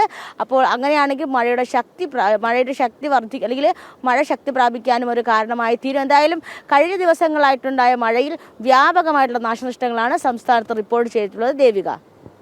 ശരി ടിൻഡു, വളരെ ആശ്വാസകരമായൊരു വാർത്ത കൂടി ഒരു മണിക്കൂറിൽ പങ്കുവെക്കേണ്ടതുണ്ട്. കാരണം വിഴിഞ്ഞത്ത് നിന്ന് മത്സ്യബന്ധനത്തിനിടെ അപകടത്തിൽപ്പെട്ട ഫാത്തിമ മാത എന്ന വള്ളത്തിലെ മത്സ്യത്തൊഴിലാളികൾ ഇപ്പോൾ തിരിച്ചെത്തി എന്ന വാർത്തയാണ് അറിയാൻ സാധിക്കുന്നത്. വള്ളത്തിലുണ്ടായിരുന്ന ജോണി, ജോസഫ്, മുത്തപ്പൻ, മത്യാസ് എന്നിവരെയാണ് ഇപ്പോൾ കിട്ടിയിരിക്കുന്നത്. ശ്രീനന്ദ SP ചേർത്തുകൊണ്ട് കൂടുതൽ വിവരങ്ങളുമായി. ശ്രീനന്ദ, കഴിഞ്ഞ മണിക്കൂറുകളിലെ ആശങ്ക എന്ന് പറയുന്നത് ഇവരെ കാണാതായിരുന്നു, ഇവരെ എങ്ങനെ ഇവിടേക്ക് എത്തിക്കുമെന്നുള്ള ഒരു ആശങ്ക തന്നെയാണ് ഇതുവരെ ഉണ്ടായിരുന്നത്. പക്ഷേ ആ ഒരു കാര്യത്തിൽ ആശങ്ക അകന്നിരിക്കുന്നു. മാത്രമല്ല, ഇവർ തമിഴ്നാട് കുളച്ചൽ ഭാഗത്താണ് ഉണ്ടായിരുന്നത്. തകർന്ന ബോട്ടിന് മുകളിൽ കയറിയിരിക്കുമ്പോൾ തമിഴ്നാട്ടിലെ മത്സ്യത്തൊഴിലാളികൾ ഇവരെ കണ്ട് രക്ഷിച്ചെത്തിക്കുകയായിരുന്നു, അല്ലേ?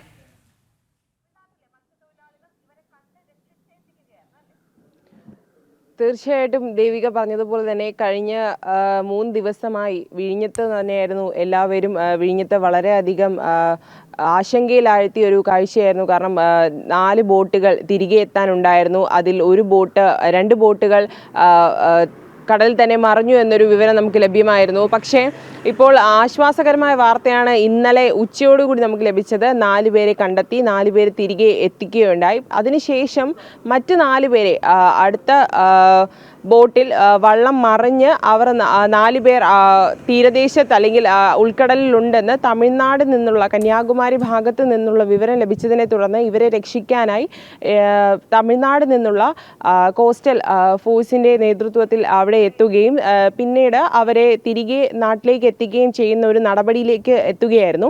ശേഷം ഇന്ന് രാവിലെയോടുകൂടി പുലർച്ചെ 2 മണിയോടുകൂടിയാണ് ഈ 4 പേരെയും ഫാത്തിമ മാത എന്ന് പറയുന്ന ബോട്ടിലുണ്ടായിരുന്ന 4 പേരെയും തിരികെ എത്തിച്ചിരിക്കുന്നത്. ഇവർ 4 പേരുടെയും ആരോഗ്യനില തൃപ്തികരമാണ് എന്നാണ് നമുക്ക് ഇപ്പോൾ ലഭ്യമാകുന്ന വിവരം എന്ന് പറയുന്നത്.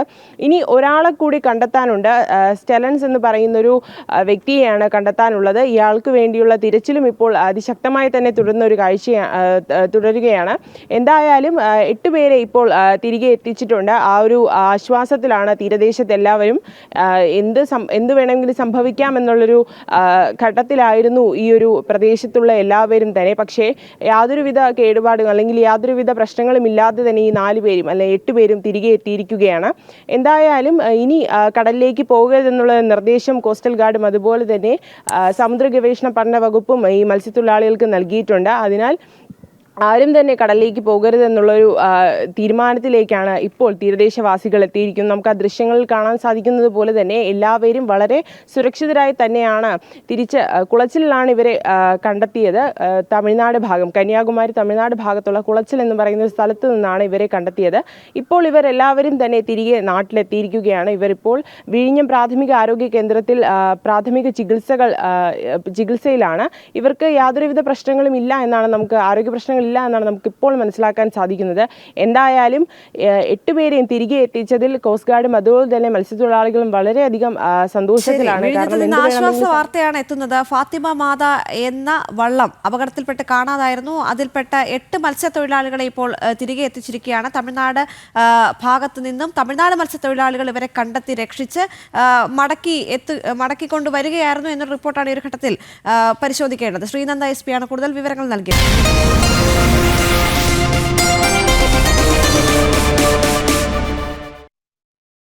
നാളെ സ്കൂളുകൾ തുറക്കുകയാണ്. അവസാനവട്ട ഒരുക്കങ്ങളെല്ലാം പൂർത്തിയായതായി വിദ്യാഭ്യാസ മന്ത്രി വി ശിവൻകുട്ടി അറിയിച്ചിട്ടുണ്ട്. മഴക്കാലമാണ്, എന്നാൽ മഴ മുൻനിർത്തിക്കൊണ്ട് സ്കൂൾ തുറക്കലിൽ നിന്ന് പിന്നോട്ടില്ല. നാളെ തന്നെ സ്കൂളുകൾ തുറക്കുമെന്ന് മന്ത്രി അറിയിക്കുന്ന ഒരു സാഹചര്യമുണ്ട്. പക്ഷേ ഇത്തവണ സ്കൂൾ തുറക്കുമ്പോൾ ഒരു പ്രത്യേകത കൂടിയുണ്ട്. അരമണിക്കൂർ കൂടുതൽ ഉണ്ടാകും സ്കൂൾ സമയം എന്നുള്ളതാണ്.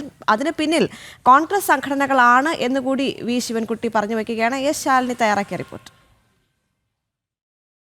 സംസ്ഥാനത്തെ പൊതുവിദ്യാലയങ്ങൾ നാളെ മുതൽ തുറക്കുകയാണ്. 2 മാസത്തെ വേനലവധിയൊക്കെ കഴിഞ്ഞ് വിദ്യാർത്ഥികൾ സ്കൂളിലേക്ക് എത്തുകയാണ്. മഴയുണ്ട്, കൊറോണ ഭീതിയുണ്ട്.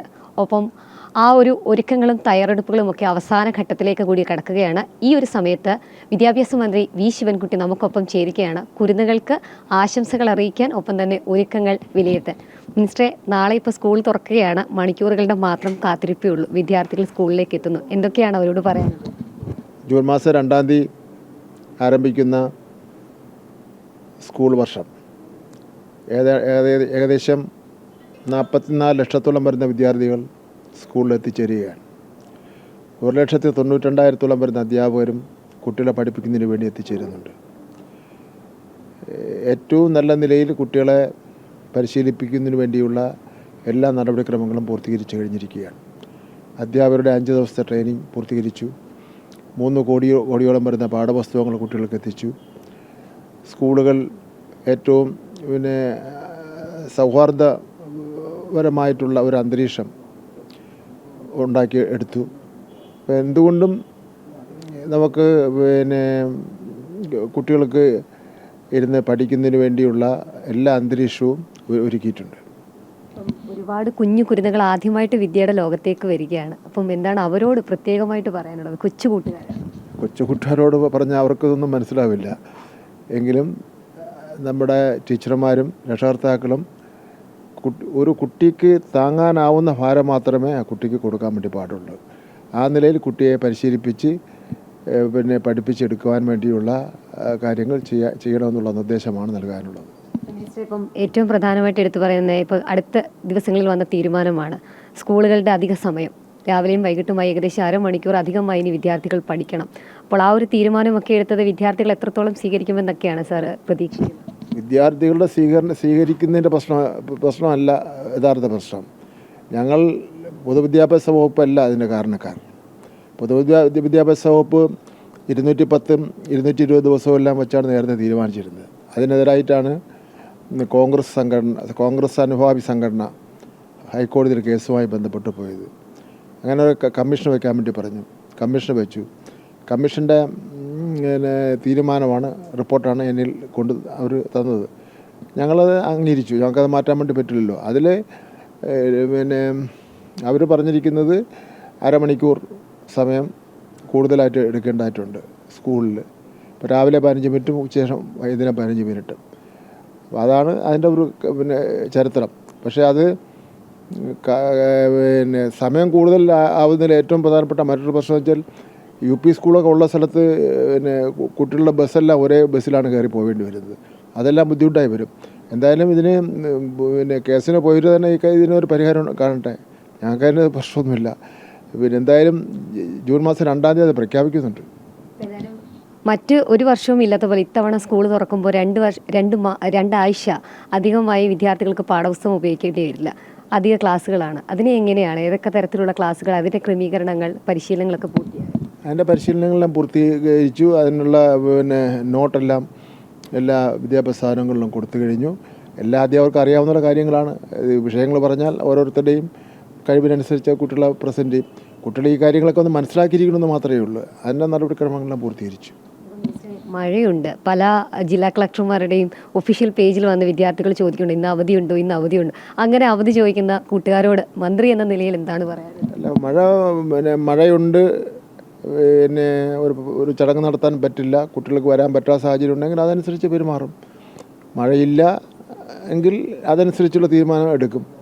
ഇപ്പോൾ എന്തായാലും തീരുമാനം മാറ്റുന്നില്ല. ജൂൺ മാസം 2-ാം തീയതി പ്രവേശനോത്സവം നടക്കും. കൊറോണ ഒരു ചെറിയ തോതിൽ വർദ്ധിക്കുന്നുണ്ട്, ഒരു ചെറിയ ആശങ്കയുണ്ട്. അപ്പം എന്തെങ്കിലും തരത്തിലുള്ള മുൻകരുതലുകൾ എന്തെങ്കിലുമൊക്കെ സ്കൂൾ തലത്തിൽ എടുക്കുന്നുണ്ടോ? നമ്മളിപ്പോൾ ഒരു കുട്ടികളെ എല്ലാവരെയും പറഞ്ഞ് പേടിപ്പിക്കാതിരിക്കുന്നതായിരിക്കും നല്ലതെന്ന് തോന്നുന്നു. ഇപ്പം വളരെ ഇന്ത്യ ഒട്ടാകെയുള്ള കണക്ക് നോക്കുമ്പോൾ കേരളത്തിലൊരു 1000-ന് താഴെ കേസുകൾ മാത്രമേ ഉള്ളൂ. അപ്പോൾ നമുക്ക് മാസ്ക് ധരിച്ചുകൊണ്ട് വരാനും ഉള്ള നിർദ്ദേശങ്ങളൊക്കെ കൊടുത്ത് കുട്ടികളാകെ ഭയപ്പെടുത്തേണ്ട കാര്യം ഇപ്പോൾ ഇല്ല. നാളെ സ്കൂൾ തുറക്കുന്നു. അപ്പം ഔദ്യോഗിക ഉദ്ഘാടനത്തിൻ്റെ ഒരുക്കങ്ങളൊക്കെ എങ്ങനെയാണ്? തയ്യാറെടുപ്പുകൾ കവലൂർ സ്കൂളിൽ വൻ സ്വാഗത സംഘവും എടുത്ത് സ്കൂൾ വജ്രോത്സവം നടത്തുന്നതിൻ്റെ അത്രയും മാതൃകയിൽ അവിടെ കാര്യങ്ങൾ നടത്തുകയാണ്. അവിടെ പഠിക്കുന്ന മുഴുവൻ കുട്ടികൾക്കും ഉച്ചയ്ക്ക് സദ്യ, അങ്ങനെയൊക്കെ ഉള്ള വളരെ ആവേശപൂർവ്വം കാര്യങ്ങൾ നടക്കുകയാണ്. എല്ലാ ഒരുക്കങ്ങളും പൂർത്തിയായി വിദ്യാർത്ഥികളെ മികവിൻ്റെ കേന്ദ്രങ്ങളിലേക്ക് ക്ഷണിക്കുന്നല്ലേ? എല്ലാ ഒരുക്കങ്ങളും പൂർത്തീകരിച്ചു കഴിഞ്ഞു. എല്ലാ വിദ്യാർത്ഥികളെയും വിദ്യാലയങ്ങളിലേക്ക് ക്ഷണിക്കുകയാണ്. പഠിച്ച് മിടുക്കന്മാരായി വരട്ടെ എന്ന് ആഗ്രഹിക്കുന്നു.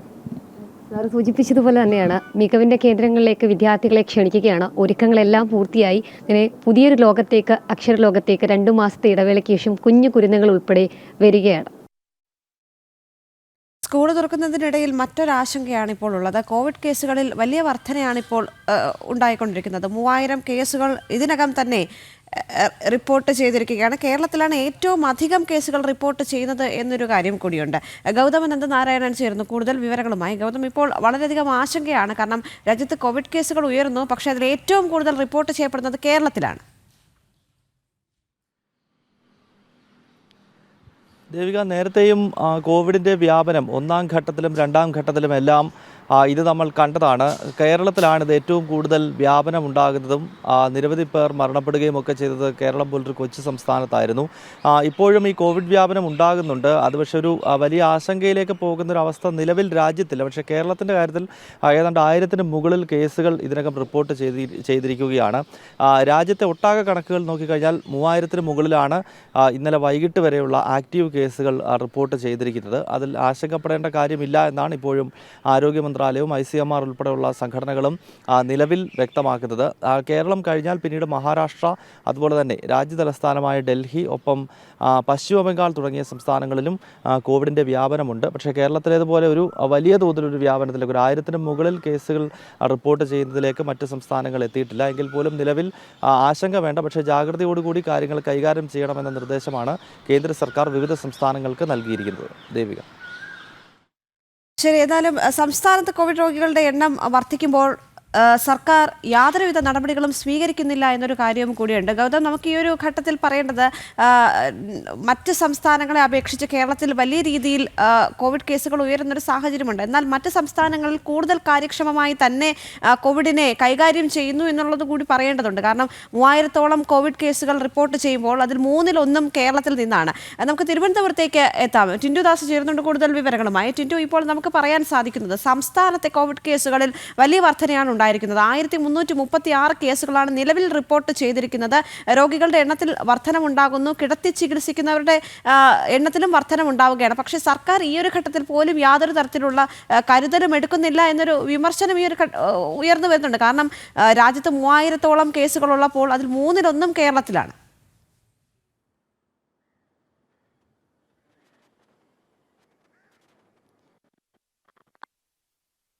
സംസ്ഥാനത്ത് കൊറോണ കേസുകളുടെ എണ്ണത്തിൽ വൻ വർധനവാണ് ഉണ്ടായിട്ടുള്ളതെന്ന് നമുക്ക് മനസ്സിലാക്കാൻ സാധിക്കുന്നുണ്ട്. രാജ്യത്ത് റിപ്പോർട്ട് ചെയ്യപ്പെടുന്ന 1/3 കേസുകളിൽ കേരളത്തിലാണ് ഏറ്റവും കൂടുതൽ കൊറോണ കേസുകൾ റിപ്പോർട്ട് ചെയ്തിട്ടുള്ളത്. നിലവിൽ 1336 പേരാണ് കൊറോണ ബാധിച്ച് ചികിത്സയിലുള്ളത്. കഴിഞ്ഞ ദിവസം ഉണ്ടായ ആ മരണം കൊറോണ ബാധിച്ചിട്ടാണോ എന്നുള്ള കാര്യത്തിലൊരു ആശങ്കയുണ്ട്. അതുമായി ബന്ധപ്പെട്ട് കേന്ദ്ര ആരോഗ്യ മന്ത്രാലയം കൂടുതൽ വിവരങ്ങൾ പുറത്തുവിടുന്നതേ ഉള്ളൂ. രാജ്യത്ത് റിപ്പോർട്ട് ചെയ്യപ്പെടുന്നതിൻ്റെ 1/3 കൊറോണ കേസുകൾ സംസ്ഥാനത്ത് റിപ്പോർട്ട് ചെയ്യുമ്പോഴും സംസ്ഥാന സർക്കാർ നിസ്സംഗതയാണ് പാലിക്കുന്നത് എന്ന് നമുക്ക് പറയാം. ഏറ്റവും പ്രധാനപ്പെട്ട കാര്യം, കൊറോണ ബാധിച്ച് 2025 6 മരണങ്ങൾ കേരളത്തിൽ റിപ്പോർട്ട് ചെയ്തിരുന്നു. തൃശ്ശൂർ മെഡിക്കൽ കോളേജിൽ നിന്നാണ് ഏറ്റവും പുതിയ മരണം റിപ്പോർട്ട് ചെയ്യുന്നത്. കേരളത്തിൽ വ്യാപിക്കുന്നത് ഒമിക്രോൺ J1 വകഭേദമായിട്ടുള്ള NF ആണെന്ന് ആരോഗ്യ വിദഗ്ധർ നൽകുന്ന മുന്നറിയിപ്പുണ്ട്. അതോടെ തന്നെ LF7 വകഭേദത്തിൽ തീവ്രത കുറവാണെങ്കിലും വ്യാപനശേഷി കൂടുതലാണ്. അതുകൊണ്ട് തന്നെ കരുതൽ അല്ലെങ്കിൽ ജാഗ്രത പാലിക്കേണ്ട സമയമാണ്. കൊറോണ വർദ്ധിക്കുന്ന സാഹചര്യത്തിൽ സംസ്ഥാന സർക്കാരിൻ്റെ ഭാഗത്ത് നിന്ന് ഒരു ജാഗ്രതാ നിർദ്ദേശം പോലും ഇതുവരെ പുറപ്പെടുവിച്ചിട്ടില്ല എന്നതാണ് ഏറ്റവും പ്രധാനപ്പെട്ട കാര്യം. ആരോഗ്യമന്ത്രി ഈ വിഷയത്തിൽ മൗനം പാലിക്കുകയാണ്. നമുക്കറിയാം കൊറോണ എത്രയും തീവ്രമായിട്ടുള്ളൊരു രോഗമാണെന്നും ആ രോഗം എങ്ങനെയാണ് പടർന്നു പിടിക്കുന്നതെന്നുള്ള കാര്യമൊക്കെ ഒരു വലിയ രീതിയിലുള്ള ഔട്ട്ബ്രേക്ക് ഒക്കെ വന്ന രോഗമാണ്. അപ്പോൾ ഈ രോഗത്തെ പ്രതിരോധിക്കാനായിട്ട് എല്ലാ കാലവും സംസ്ഥാന ആരോഗ്യ മന്ത്രാലയം ആരോഗ്യ വകുപ്പ് എല്ലാ കാലവും അതിന് വേണ്ടിയിട്ട് മുന്നൊരുക്കങ്ങൾ സ്വീകരിക്കേണ്ടതാണ്. ഏതൊരു കാലഘട്ടത്തിൽ ഇതിൻ്റെ വകഭേദങ്ങൾ റിപ്പോർട്ട് ചെയ്യപ്പെടുമെന്നുള്ളൊരു മുന്നൊരുക്കവും അതോടൊപ്പം തന്നെ റിപ്പോർട്ട് ചെയ്യപ്പെടുന്നു എന്നുള്ളൊരു മുൻകരുതലും സ്വീകരിക്കേണ്ടതാണ്. ആ മുൻകരുതലുകളുടെ കാര്യത്തിൽ സംസ്ഥാന ആരോഗ്യ വകുപ്പിന് വീഴ്ച ഉണ്ടായിട്ടുണ്ടെന്നാണ് നമുക്ക് വ്യക്തമാക്കുന്ന കാര്യം. കാരണം ഡാഷ്ബോർഡിൽ പോലും വ്യക്തമായ വിവരങ്ങൾ ഉൾപ്പെടുത്തുന്നില്ല. കൊറോണ, അതോടൊപ്പം തന്നെ ആശുപത്രികളിൽ കൊറോണ സജ്ജീകരണങ്ങളില്ല. അത്തരത്തിൽ ഈ ഒരുപക്ഷെ കൊറോണയ്ക്ക് മുമ്പ് എങ്ങനെയായിരുന്നു എന്നൊരു അവസ്ഥ, ആ ഒരു അവസ്ഥ തന്നെയാണ് ഇപ്പോഴും കേരളത്തിൽ തുടരുന്നത് നമുക്ക് മനസ്സിലാക്കാൻ സാധിക്കുന്നുണ്ട്. 2025 കൊറോണ ബാധിച്ച് 6 പേര് മരണപ്പെട്ടിട്ടുണ്ട് എന്ന് പറയുമ്പോൾ അത് ഏറ്റവും ഗുരുതരമായിട്ടുള്ള സാഹചര്യമാണ്. ഈ ഗുരുതരമായിട്ടുള്ള സാഹചര്യം നിലനിൽക്കുമ്പോഴും ആരോഗ്യ വകുപ്പിന്റെ ഭാഗത്തു നിന്നും നിസ്സംഗത നിലപാടാണ് തുടരുന്നത്. ദേവിക.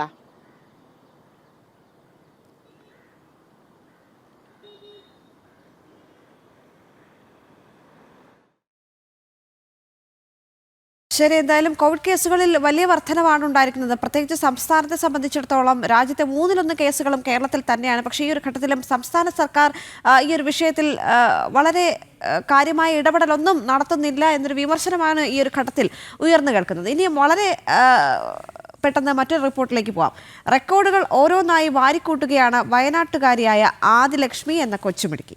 6 വയസ്സ് മാത്രമുള്ള Adilakshmi India book of record അടക്കം 9 റെക്കോർഡുകളാണ് സ്വന്തം പേരിൽ കുറിച്ചിട്ടുള്ളത്. 2 മിനിറ്റ് 28 സെക്കൻഡ് കൊണ്ട് രാജ്യങ്ങളുടെ പേരുകളും രാജ്യത്തിന്റെ കോഡും ഈ മിടുക്കി പറയും. Bangladesh, Nepal, Colombia, Russia, Cambodia, Iceland, Egypt, Sweden, Switzerland, Albania, Mexico, Malaysia, Australia, Morocco. 73 രാജ്യങ്ങളുടെ പതാക നോക്കി രാജ്യങ്ങളുടെ പേരും രാജ്യത്തിന്റെ കോഡും നിമിഷ നേരം കൊണ്ടാണ് 6 വയസ്സുകാരി പറയുന്നത്. മുൻപ് 25 രാജ്യങ്ങളുടെ പേരുകൾ എ മുതൽ സെഡ് വരെയുള്ള അക്ഷരമാലാക്രമത്തിൽ പറഞ്ഞാണ് ആദിലക്ഷ്മി 6 റെക്കോർഡുകൾ സ്വന്തമാക്കിയത്. നേരത്തെ മുതൽ ഇന്ത്യയിലെ സംസ്ഥാനങ്ങളുടെ പേരുകൾ പഠിച്ചെടുത്ത ആദിലക്ഷ്മിക്ക് പിതാവ് സനോജ് വേൾഡ് മാപ്പ് കൂടി വാങ്ങി നൽകിയതോടെയാണ് രാജ്യങ്ങളെ കുറിച്ച് പഠിച്ചു തുടങ്ങിയത്. അവളൊരു 3 വയസ്സായിരിക്കും ആ സമയത്ത് തന്നെ ഇവള് കറക്റ്റ് ABCD അതുപോലെ കാര്യങ്ങളൊക്കെ പെട്ടെന്ന് പിക്കായി വരുന്നതാ. അങ്ങനെ അതിനുശേഷം പിന്നെ നമ്മൾ ഇങ്ങനെ ഇത് കൊടുക്കണം എന്ന് പറഞ്ഞത് ശരിക്കും 5.5 വയസ്സായപ്പോഴാണ് നമ്മൾ ആദ്യമായിട്ട് ഇന്ത്യ ബുക്ക് ഓഫ് റെക്കോർഡിൽ ഏഷ്യയിലെ കൊടുത്തത്. അത് നാഷണൽ അനിമൽസിന്റെ ആയിരുന്നു. അതിനുശേഷം പിന്നെ അവൾക്ക് നമ്മളായിട്ട് പുറകെ നടന്ന് പഠിച്ചല്ല, അവൾ തന്നെ സ്വന്തമായിട്ട് ഓരോ കാര്യങ്ങൾ കണ്ട് ഇങ്ങനെ പഠിച്ചതാണ്. പിന്നെ നമ്മൾ മാപ്പൊക്കെ അതിന് ഹെൽപ്പ് ചെയ്യാൻ പറ്റുന്ന മെറ്റീരിയൽസും കാര്യങ്ങളും നമ്മൾ തന്നെ കൂടുതൽ വാങ്ങിക്കൊടുത്തു. അപ്പം പിന്നെ അവൾക്ക് അതിനോടൊരു താല്പര്യം കണ്ടാണ് പിന്നെ കൂടുതൽ ഇതിലേക്ക് നമ്മൾ വന്നത്. 2 മിനിറ്റ് 20 സെക്കൻഡ് കൊണ്ട് 73 രാജ്യങ്ങളുടെ പേരുകളാണ് ലാപ്ടോപ്പ് നോക്കി ആദിലക്ഷ്മി പറയുന്നത്.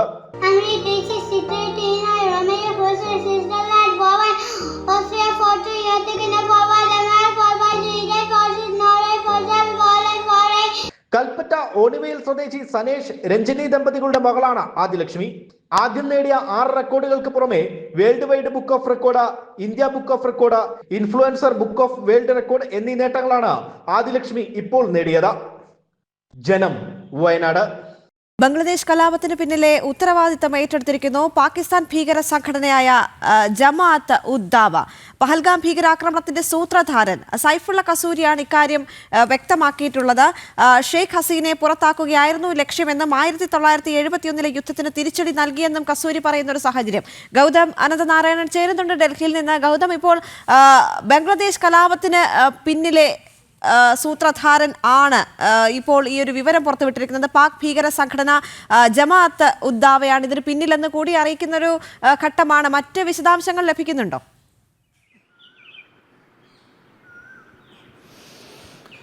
ദേവിക, കഴിഞ്ഞ ദിവസം പാകിസ്ഥാനിലെ ലാഹോറിനടുത്തുള്ള അലഹബാദിൽ ഒരു വലിയ യോഗം തീവ്രവാദ സംഘടനയായ ജമാഅത്ത് ഉദ് ദാവ വിളിച്ച് ചേർത്തിരുന്നു.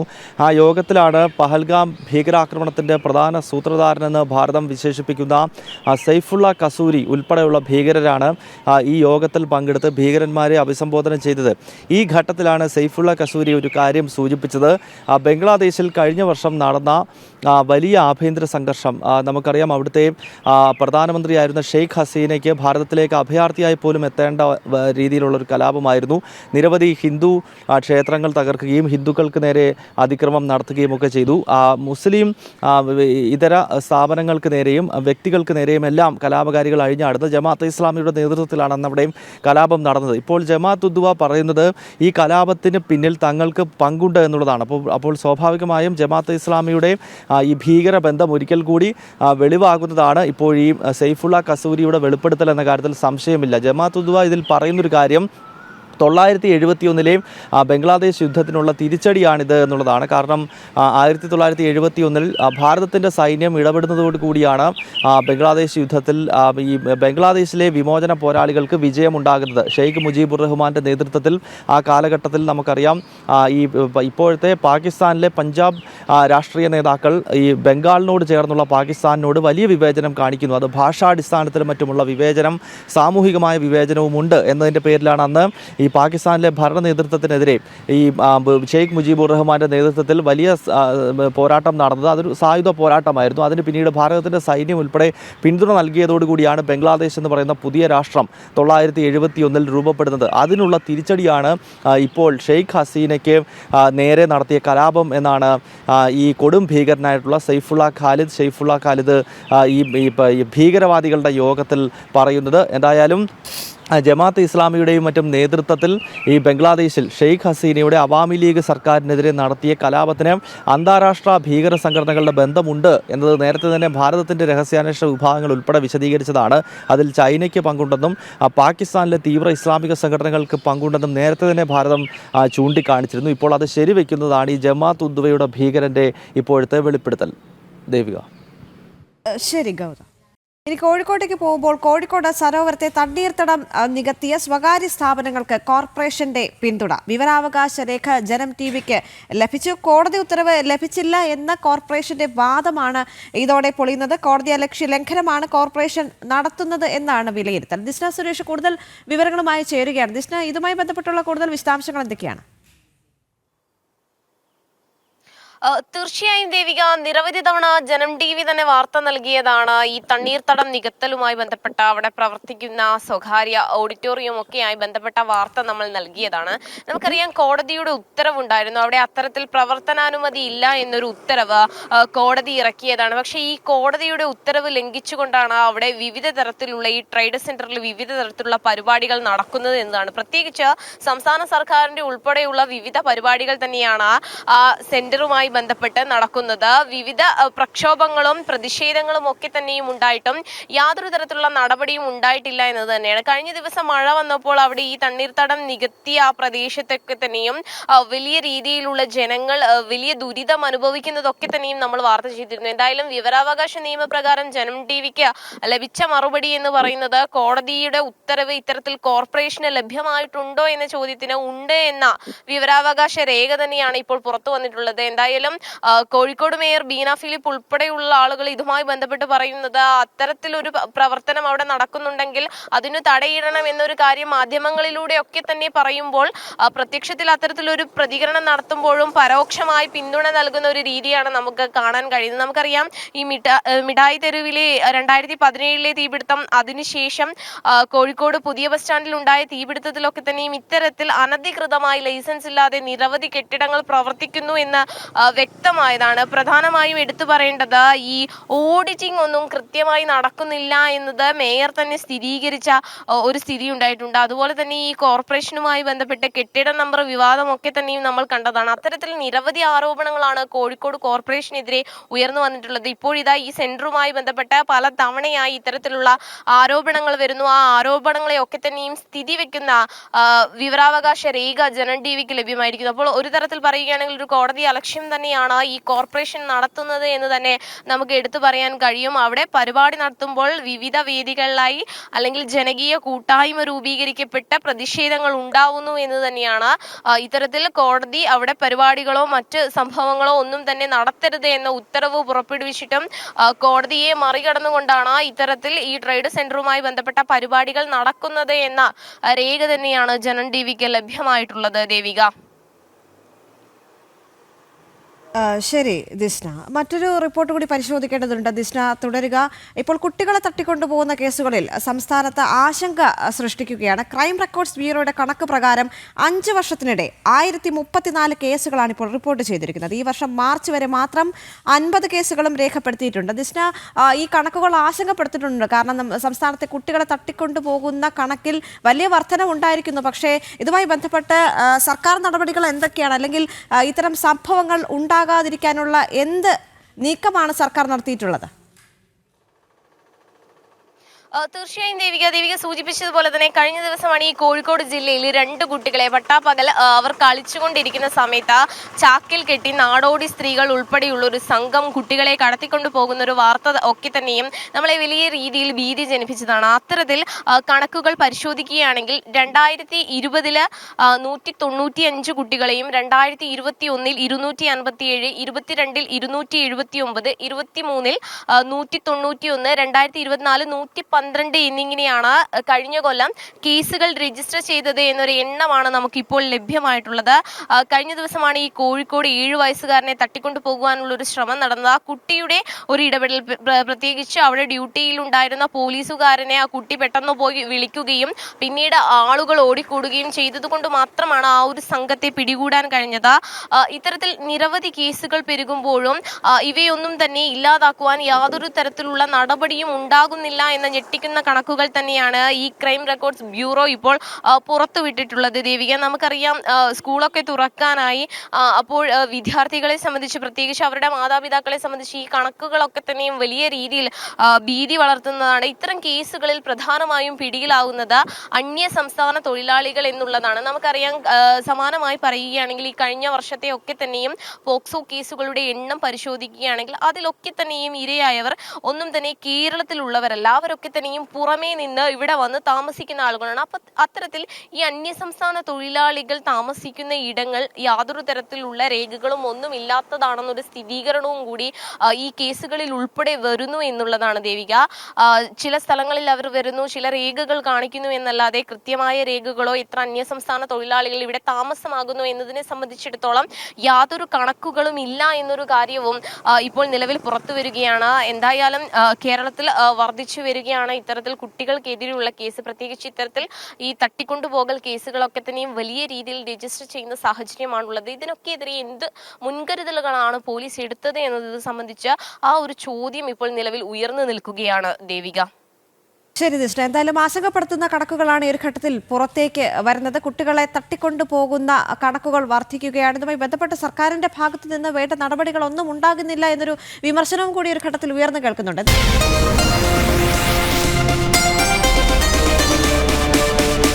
നടൻ വിജയ് നേതൃത്വം നൽകുന്ന തമിഴക വെற்றிക്കഴകം പാർട്ടിയെ മുന്നണിയിലെടുക്കുന്ന കാര്യത്തിൽ തീരുമാനമായിട്ടില്ല എന്ന് തമിഴ്നാട്ടിലെ മുതിർന്ന BJP നേതാവ് എച്ച് രാജ. തീരുമാനമെടുക്കേണ്ടത് ദേശീയ നേതൃത്വമാണ്. സ്റ്റാലിനെ പുറത്താക്കുക മാത്രമാണ് ലക്ഷ്യമെന്നും എച്ച് രാജ ജനം ടിവിയോട് പറഞ്ഞു. തമിഴ്നാട്ടിലെ രാഷ്ട്രീയ സാഹചര്യങ്ങൾ വിശദീകരിച്ച് BJPയുടെ മുൻ ദേശീയ സെക്രട്ടറിയും ദേശീയ നിർവാഹക സമിതി അംഗവുമായ എച്ച് രാജ ഇപ്പോൾ ജനം ടിവിയോട് ചേരുന്നുണ്ട്. സാർ വണക്കം இருக்கு. அங்கே தமிழ்நாட்டில் நடிகர் விஜய் ஒரு புதிய பார்ட்டி ரூபீகரிச்சிருக்கு TVK. அது வந்து அந்த ஸ்டாலின் ஆட்சியை வந்து ரொம்பமான எதிர்பார்த்து அதெல்லாமே திட்டு பேசியிருக்கு. ஆனால் மோடி கவர்மெண்ட்டுக்கிட்ட கொஞ்சம் மயத்தில் தான் பேசியிருக்கு. அந்த MDAலேக்கு வருது ஏதோ பேசியிருக்கா நம்ம கூட்டணியில்? கூட்டணியை பொறுத்தவரை மாநிலத்தில் முடிவு பண்ண முடியாது. நேஷ்னல் பார்லிமெண்ட் போர்டு தான் முடிவு பண்ணணும்.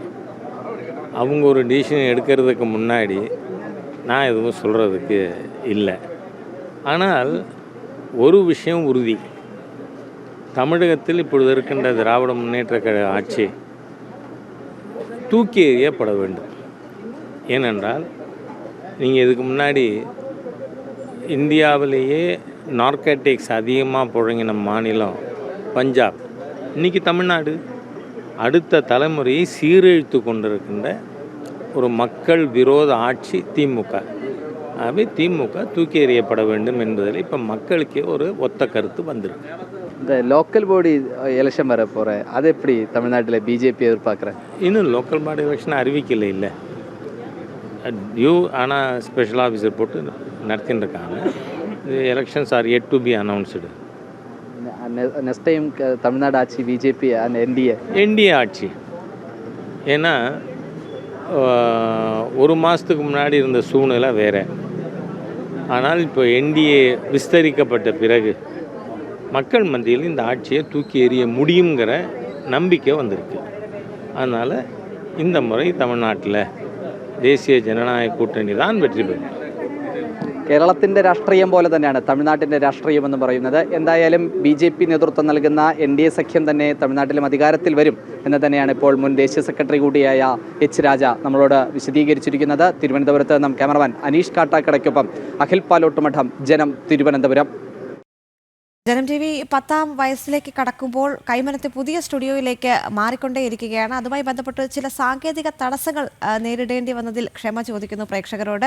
എന്നും ജനം TV കൂടുതൽ മികവോടുകൂടി നിങ്ങളോടൊപ്പം ഉണ്ടാകുമെന്ന് ഈ ഒരു ഘട്ടത്തിൽ പറയുകയാണ്. മറ്റു റിപ്പോർട്ടുകളിലേക്ക് കൂടി ഒന്ന് പോകാം. വിഴിഞ്ഞത്ത് നിന്ന് മത്സ്യബന്ധനത്തിനിടെ അപകടത്തിൽപ്പെട്ട വള്ളത്തിലെ മത്സ്യത്തൊഴിലാളികളെ നാട്ടിലെത്തിച്ചു. വിഴിഞ്ഞം സ്വദേശി ലാസറിന്റെ ഉടമസ്ഥതയിലുള്ള ഫാത്തിമ മാതാ വള്ളത്തിൽ പോയ ജോണി, ജോസഫ്, മുത്തപ്പൻ, മത്യാസ് എന്നിവരെയാണ് പുലർച്ചെയോടെ നാട്ടിലെത്തിച്ചത്. തമിഴ്നാട് കുളച്ചലിന് സമീപം തകർന്ന വള്ളത്തിന് മുകളിൽ കയറി ഇരിക്കുമ്പോഴാണ് തമിഴ്നാട്ടിൽ നിന്നുള്ള മത്സ്യത്തൊഴിലാളികൾ ഇവരെ കണ്ടെത്തിയതും രക്ഷിച്ചതും. ശ്രീനന്ദ SP ചേരുന്നുണ്ട് കൂടുതൽ വിവരങ്ങളുമായി. ശ്രീനന്ദ, ഇന്ന് രാവിലെ നമ്മളെ തേടി എത്തിയത് ഒരു ആശ്വാസ വാർത്തയാണ്. കാരണം കഴിഞ്ഞ ദിവസങ്ങളെല്ലാം വളരെ ആശങ്കയോടുകൂടി നമ്മൾ കാത്തിരുന്നതാണ് ഇന്ന് കണ്ടെത്തിയ 8 മത്സ്യത്തൊഴിലാളികൾ. ഒരാളെ ഇതുവരെ കണ്ടെത്താനായിട്ടില്ല എന്നൊരു വിവരം കൂടി ലഭിക്കുന്നുണ്ടല്ലേ?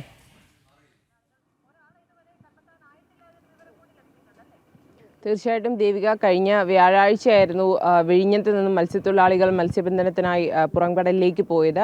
ഇതിൽ എല്ലാ ബോട്ടുകളും അപകടത്തിൽപ്പെട്ടു എന്നൊരു വാർത്തയാണ് നമുക്ക് ആദ്യം ലഭ്യമായത്. അതിനുശേഷം ഓരോരുത്തരെയായി രക്ഷപ്പെട്ടു വരികയുണ്ടായി. ഇന്നലെ 4 പേർ, സഹായമാത എന്ന് പറയുന്ന വള്ളത്തിലുള്ള 4 പേർ ഇന്നലെ അവരെ രക്ഷപ്പെടുത്തി, കോസ്റ്റൽ പോലീസ് അവരെ രക്ഷപ്പെടുത്തി തീരത്തേക്ക് എത്തിച്ചിരുന്നു. ഇന്ന് രാവിലെയോടുകൂടിയാണ് അടുത്ത ബോട്ടിലുള്ള ആളുകളെ രക്ഷിച്ചുകൊണ്ട് ഇന്ന് രാവിലെ പുലർച്ചെ 3 മണിയോടുകൂടി അവരെ നാട്ടിലേക്ക് എത്തിച്ചു. അവർ കഴിഞ്ഞ ദിവസം കന്യാകുമാരി ഭാഗത്ത്, കുളച്ചൽ എന്ന് പറയുന്ന ഭാഗത്ത് ഇവരുടെ ബോട്ട് തകർന്ന് അതിന് മുകളിലായി ഇവർ ഇരിക്കുകയായിരുന്നു. ഇത് കണ്ട തമിഴ്നാട് നിന്നുമുള്ള മത്സ്യത്തൊഴിലാളികളാണ് ഇവരെ രക്ഷിക്കുകയും തിരിച്ച് നാട്ടിലേക്ക് എത്തിക്കാനുള്ള മറ്റ് സഹായങ്ങളെല്ലാം തന്നെ ചെയ്ത്. എന്തായാലും ഇവരിപ്പോൾ സുരക്ഷിതരാണ്. വിഴിഞ്ഞം പ്രാഥമിക ആരോഗ്യ കേന്ദ്രത്തിൽ ഇവർ പ്രാഥമിക ചികിത്സയിലാണ്. ഇവരുടെ ആരോഗ്യനില തൃപ്തികരം എന്നാണ് നമുക്കിപ്പോൾ ലഭ്യമാകുന്നത്. എന്നാലും സങ്കടം നിറഞ്ഞൊരു വാർത്തയെന്ന് പറയുന്നത് സെലൻസി എന്ന് പറയുന്നൊരു വ്യക്തിയെ, മത്സ്യത്തൊഴിലാളിയെ ഇതുവരെയും കണ്ടെത്താനായിട്ടില്ല എന്നുള്ളതാണ്. കോസ്റ്റൽ പോലീസും അതുപോലെ തന്നെ മത്സ്യത്തൊഴിലാളികളും എല്ലാം തന്നെ ഇയാൾക്ക് വേണ്ടിയുള്ള തിരച്ചിലും ശക്തമായി തന്നെ തുടരുകയാണ്. എന്തായാലും ആശ്വാസം നിറഞ്ഞൊരു വാർത്തയാണ് രാവിലെ നമ്മളെ തേടി എത്തിയിരിക്കുന്നത്. തിരികെ 8 പേരും സുരക്ഷിതരായി തന്നെ വിഴിഞ്ഞത്ത് എത്തിയിരിക്കുന്നു. ഒരാൾക്ക് വേണ്ടിയുള്ള തിരച്ചിൽ പുരോഗമിക്കുകയാണ്. ഇന്ന് രാവിലെ 3 മണിയോടുകൂടിയാണ് ഇവർ വിഴിഞ്ഞത്ത് എത്തിച്ചേരുന്നത്. അവരെല്ലാം വളരെയധികം സന്തോഷത്തിലാണ്. അവിടെ തീരപ്രദേശത്തുള്ള ഇവരുടെ കുടുംബാംഗങ്ങൾ എല്ലാവരും തന്നെ ഇവരെ കാണാനായി ചെറിയ പള്ളിക്ക് മുന്നിൽ തന്നെയായിരുന്നു ഇന്നലെ രാവിലെ മുതൽ ഇവർ നിന്നിരുന്നത്. എന്തായാലും എല്ലാവർക്കും ആശ്വാസം നിറഞ്ഞൊരു വാർത്തയാണ് രാവിലെ നമ്മളെ തേടി എത്തിയിരിക്കുന്നത് ദേവിക. ശരി ശ്രീനന്ദ. മറ്റു റിപ്പോർട്ടുകളിലേക്ക് കൂടി. സർവകലാശാല ഭരണത്തിൽ വീണ്ടും ഇടപെടലുമായി ഉന്നത വിദ്യാഭ്യാസ മന്ത്രി ആർ ബിന്ദു. പരാതി ലഭിച്ചതിന്റെ പശ്ചാത്തലത്തിൽ കാലിക്കറ്റ് സർവകലാശാല രജിസ്ട്രാറോട് നേരിട്ട് ഹിയറിംഗിന് ഹാജരാകണമെന്ന് മന്ത്രിയുടെ കത്ത്. കാലിക്കറ്റ് സർവകലാശാലയിലെ ഫിസിക്കൽ എഡ്യൂക്കേഷൻ ഡയറക്ടർ സർവകലാശാല അധികൃതർക്കെതിരെ നൽകിയ പരാതിയിലാണ് ഹിയറിംഗിന് രജിസ്ട്രാറെ വിളിപ്പിച്ചത്. അഡീഷണൽ സെക്രട്ടറിയുടെ മുമ്പാകെ ജൂൺ 4 ഹാജരാകാനാണ് കത്തിലെ ആവശ്യം. എസ് ശാലിനി ചേരുന്നുണ്ട് കൂടുതൽ വിവരങ്ങളുമായി. ശാലിനി, ഈ റിപ്പോർട്ടിന്റെ കൂടുതൽ വിവരങ്ങൾ എന്തൊക്കെയാണ്?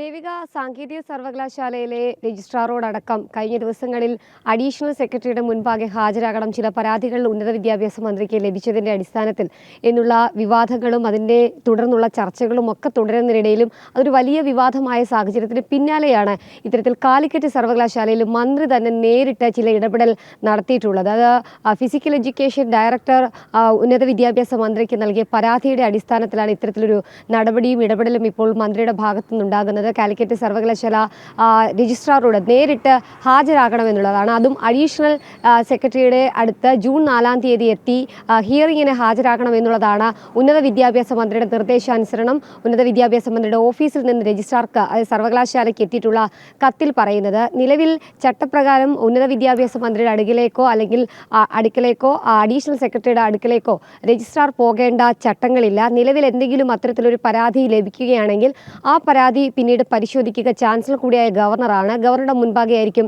ആ പരാതി എത്തുകയും ഇത്തരത്തിൽ രജിസ്ട്രാറെയോ യൂണിവേഴ്സിറ്റിയുമായി ബന്ധപ്പെട്ട ആരെങ്കിലും, അത് VC ആണ് എങ്കിൽ പോലും വിളിച്ചു വരുത്താനോ അതുമായി ബന്ധപ്പെട്ട കാര്യങ്ങൾ ചോദിച്ചറിയാനോ അതിന് ചുമതല ഉള്ളത് അല്ലെങ്കിൽ അതിന് അവകാശമുള്ളത് അല്ലെങ്കിൽ അതിന് ചാർജ് ഉള്ളത് ചാൻസലർ കൂടിയായ ഗവർണർക്കാണ്. അത് മറികടന്നുകൊണ്ടാണ് VC കൂടിയായിട്ടുള്ള ഉന്നത വിദ്യാഭ്യാസ മന്ത്രി ഇത്തരത്തിലൊരു ഇടപെടൽ നടത്തുന്നത്.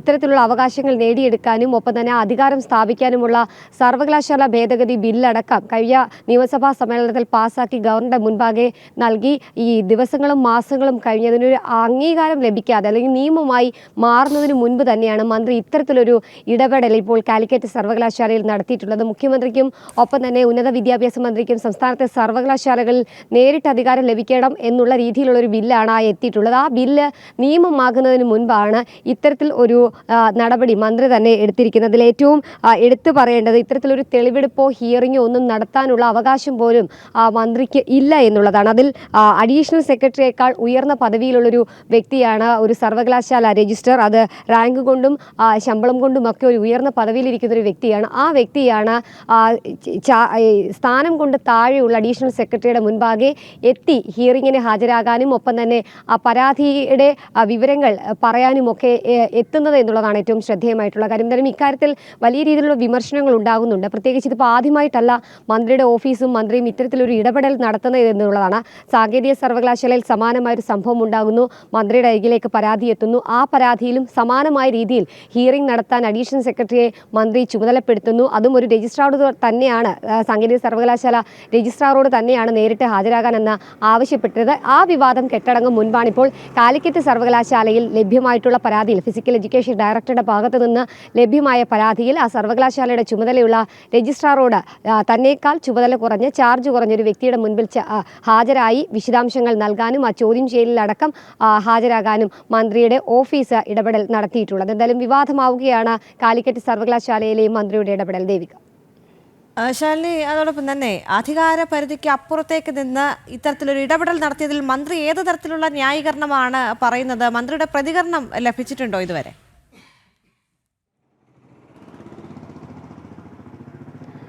ദേവിക, ഇത്തരത്തിൽ ഒരു വാർത്ത വന്നതിലോ അല്ലെങ്കിൽ ഇത്തരത്തിൽ വിമർശനങ്ങൾ ഒരു ഭാഗത്തു നിന്ന് ഉയരുന്നതിലോ മന്ത്രി ഔദ്യോഗികമായി ഇതുവരെ പ്രതികരിച്ചിട്ടില്ല. ഒരു വാർത്താക്കുറിപ്പ് പോലും ഈ ഘട്ടത്തിൽ വന്നിട്ടുമില്ല. നമ്മൾ മനസ്സിലാക്കുന്നത് പ്രകാരമാണെങ്കിലും ഒരു ഉന്നത വിദ്യാഭ്യാസ മന്ത്രിക്കോ അല്ലെങ്കിൽ മന്ത്രി ചുമതലപ്പെടുത്തുന്ന ഒരു ഉദ്യോഗസ്ഥനോ സർവകലാശാലകളിലും ഒപ്പം തന്നെ അഫിലിയേറ്റഡ് കോളേജുകളിലും പരിശോധന നടത്താനോ അതുമായി ബന്ധപ്പെട്ട ഹിയറിംഗ് ഒന്നും നടത്താനോ ഉള്ള അവകാശങ്ങളില്ല. അതായത് അതെല്ലാം ചുമതലപ്പെടുത്തിയിട്ടുള്ളത് UGCയുടെയും അല്ലെങ്കിൽ സർവകലാശാല നിയമപ്രകാരവും ഒക്കെ അത് സർവകലാശാലയുടെ ചാൻസലർക്കാണ്. ചാൻസലർ എന്ന് പറയുമ്പോൾ അത് ഗവർണറാണ്.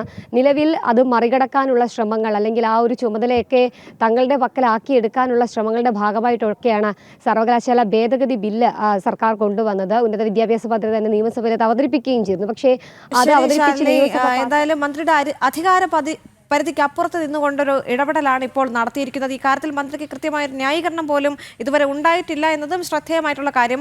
വളരെ പെട്ടെന്ന് മറ്റൊരു റിപ്പോർട്ടിലേക്ക് എത്തുമ്പോൾ കേരള പോലീസിന് ആശ്വാസം, കൂടുതൽ സഹായം അനുവദിച്ച് കേന്ദ്ര സർക്കാർ 54 കോടിയോളം രൂപയാണ് അനുവദിച്ചത്. ആയുധങ്ങൾ വാങ്ങുന്നതിൽ ഉൾപ്പെടെയാണ് കേന്ദ്ര ആഭ്യന്തര മന്ത്രാലയം പണം അനുവദിച്ചത്. ഉത്തരവിന്റെ പകർപ്പ് ജനം TVക്ക് ലഭിച്ചു. രാജീവ് ചേരുന്നുണ്ട് കൂടുതൽ വിവരങ്ങളുമായി. രാജീവ്, നമുക്കറിയാം പോലീസ് സേന എന്ന് പറയുന്നത് വളരെയധികം പ്രതിസന്ധികളിലൂടെ കടന്നു പോകുന്ന ഒരു സാഹചര്യമായിരുന്നു. സാമ്പത്തിക പ്രതിസന്ധികൾ, അതുപോലെ ലീവും മറ്റും ലഭിക്കുന്നില്ല എന്ന് പറഞ്ഞ് പോലീസിലെ ആത്മഹത്യകൾ കൂടി കൂടുന്നൊരു സാഹചര്യമുണ്ടായിരുന്നു. പക്ഷേ ഇപ്പോൾ കേന്ദ്ര സർക്കാരിൻ്റെ ഒരു സഹായം, വലിയൊരു സഹായം കേരള പോലീസ് സേനയ്ക്ക് ലഭിച്ചിരിക്കുകയാണ്. 54 കോടി രൂപയാണ് നിലവിൽ അനുവദിച്ചിരിക്കുന്നത്. മറ്റു വിവരങ്ങൾ എന്തൊക്കെയാണ്?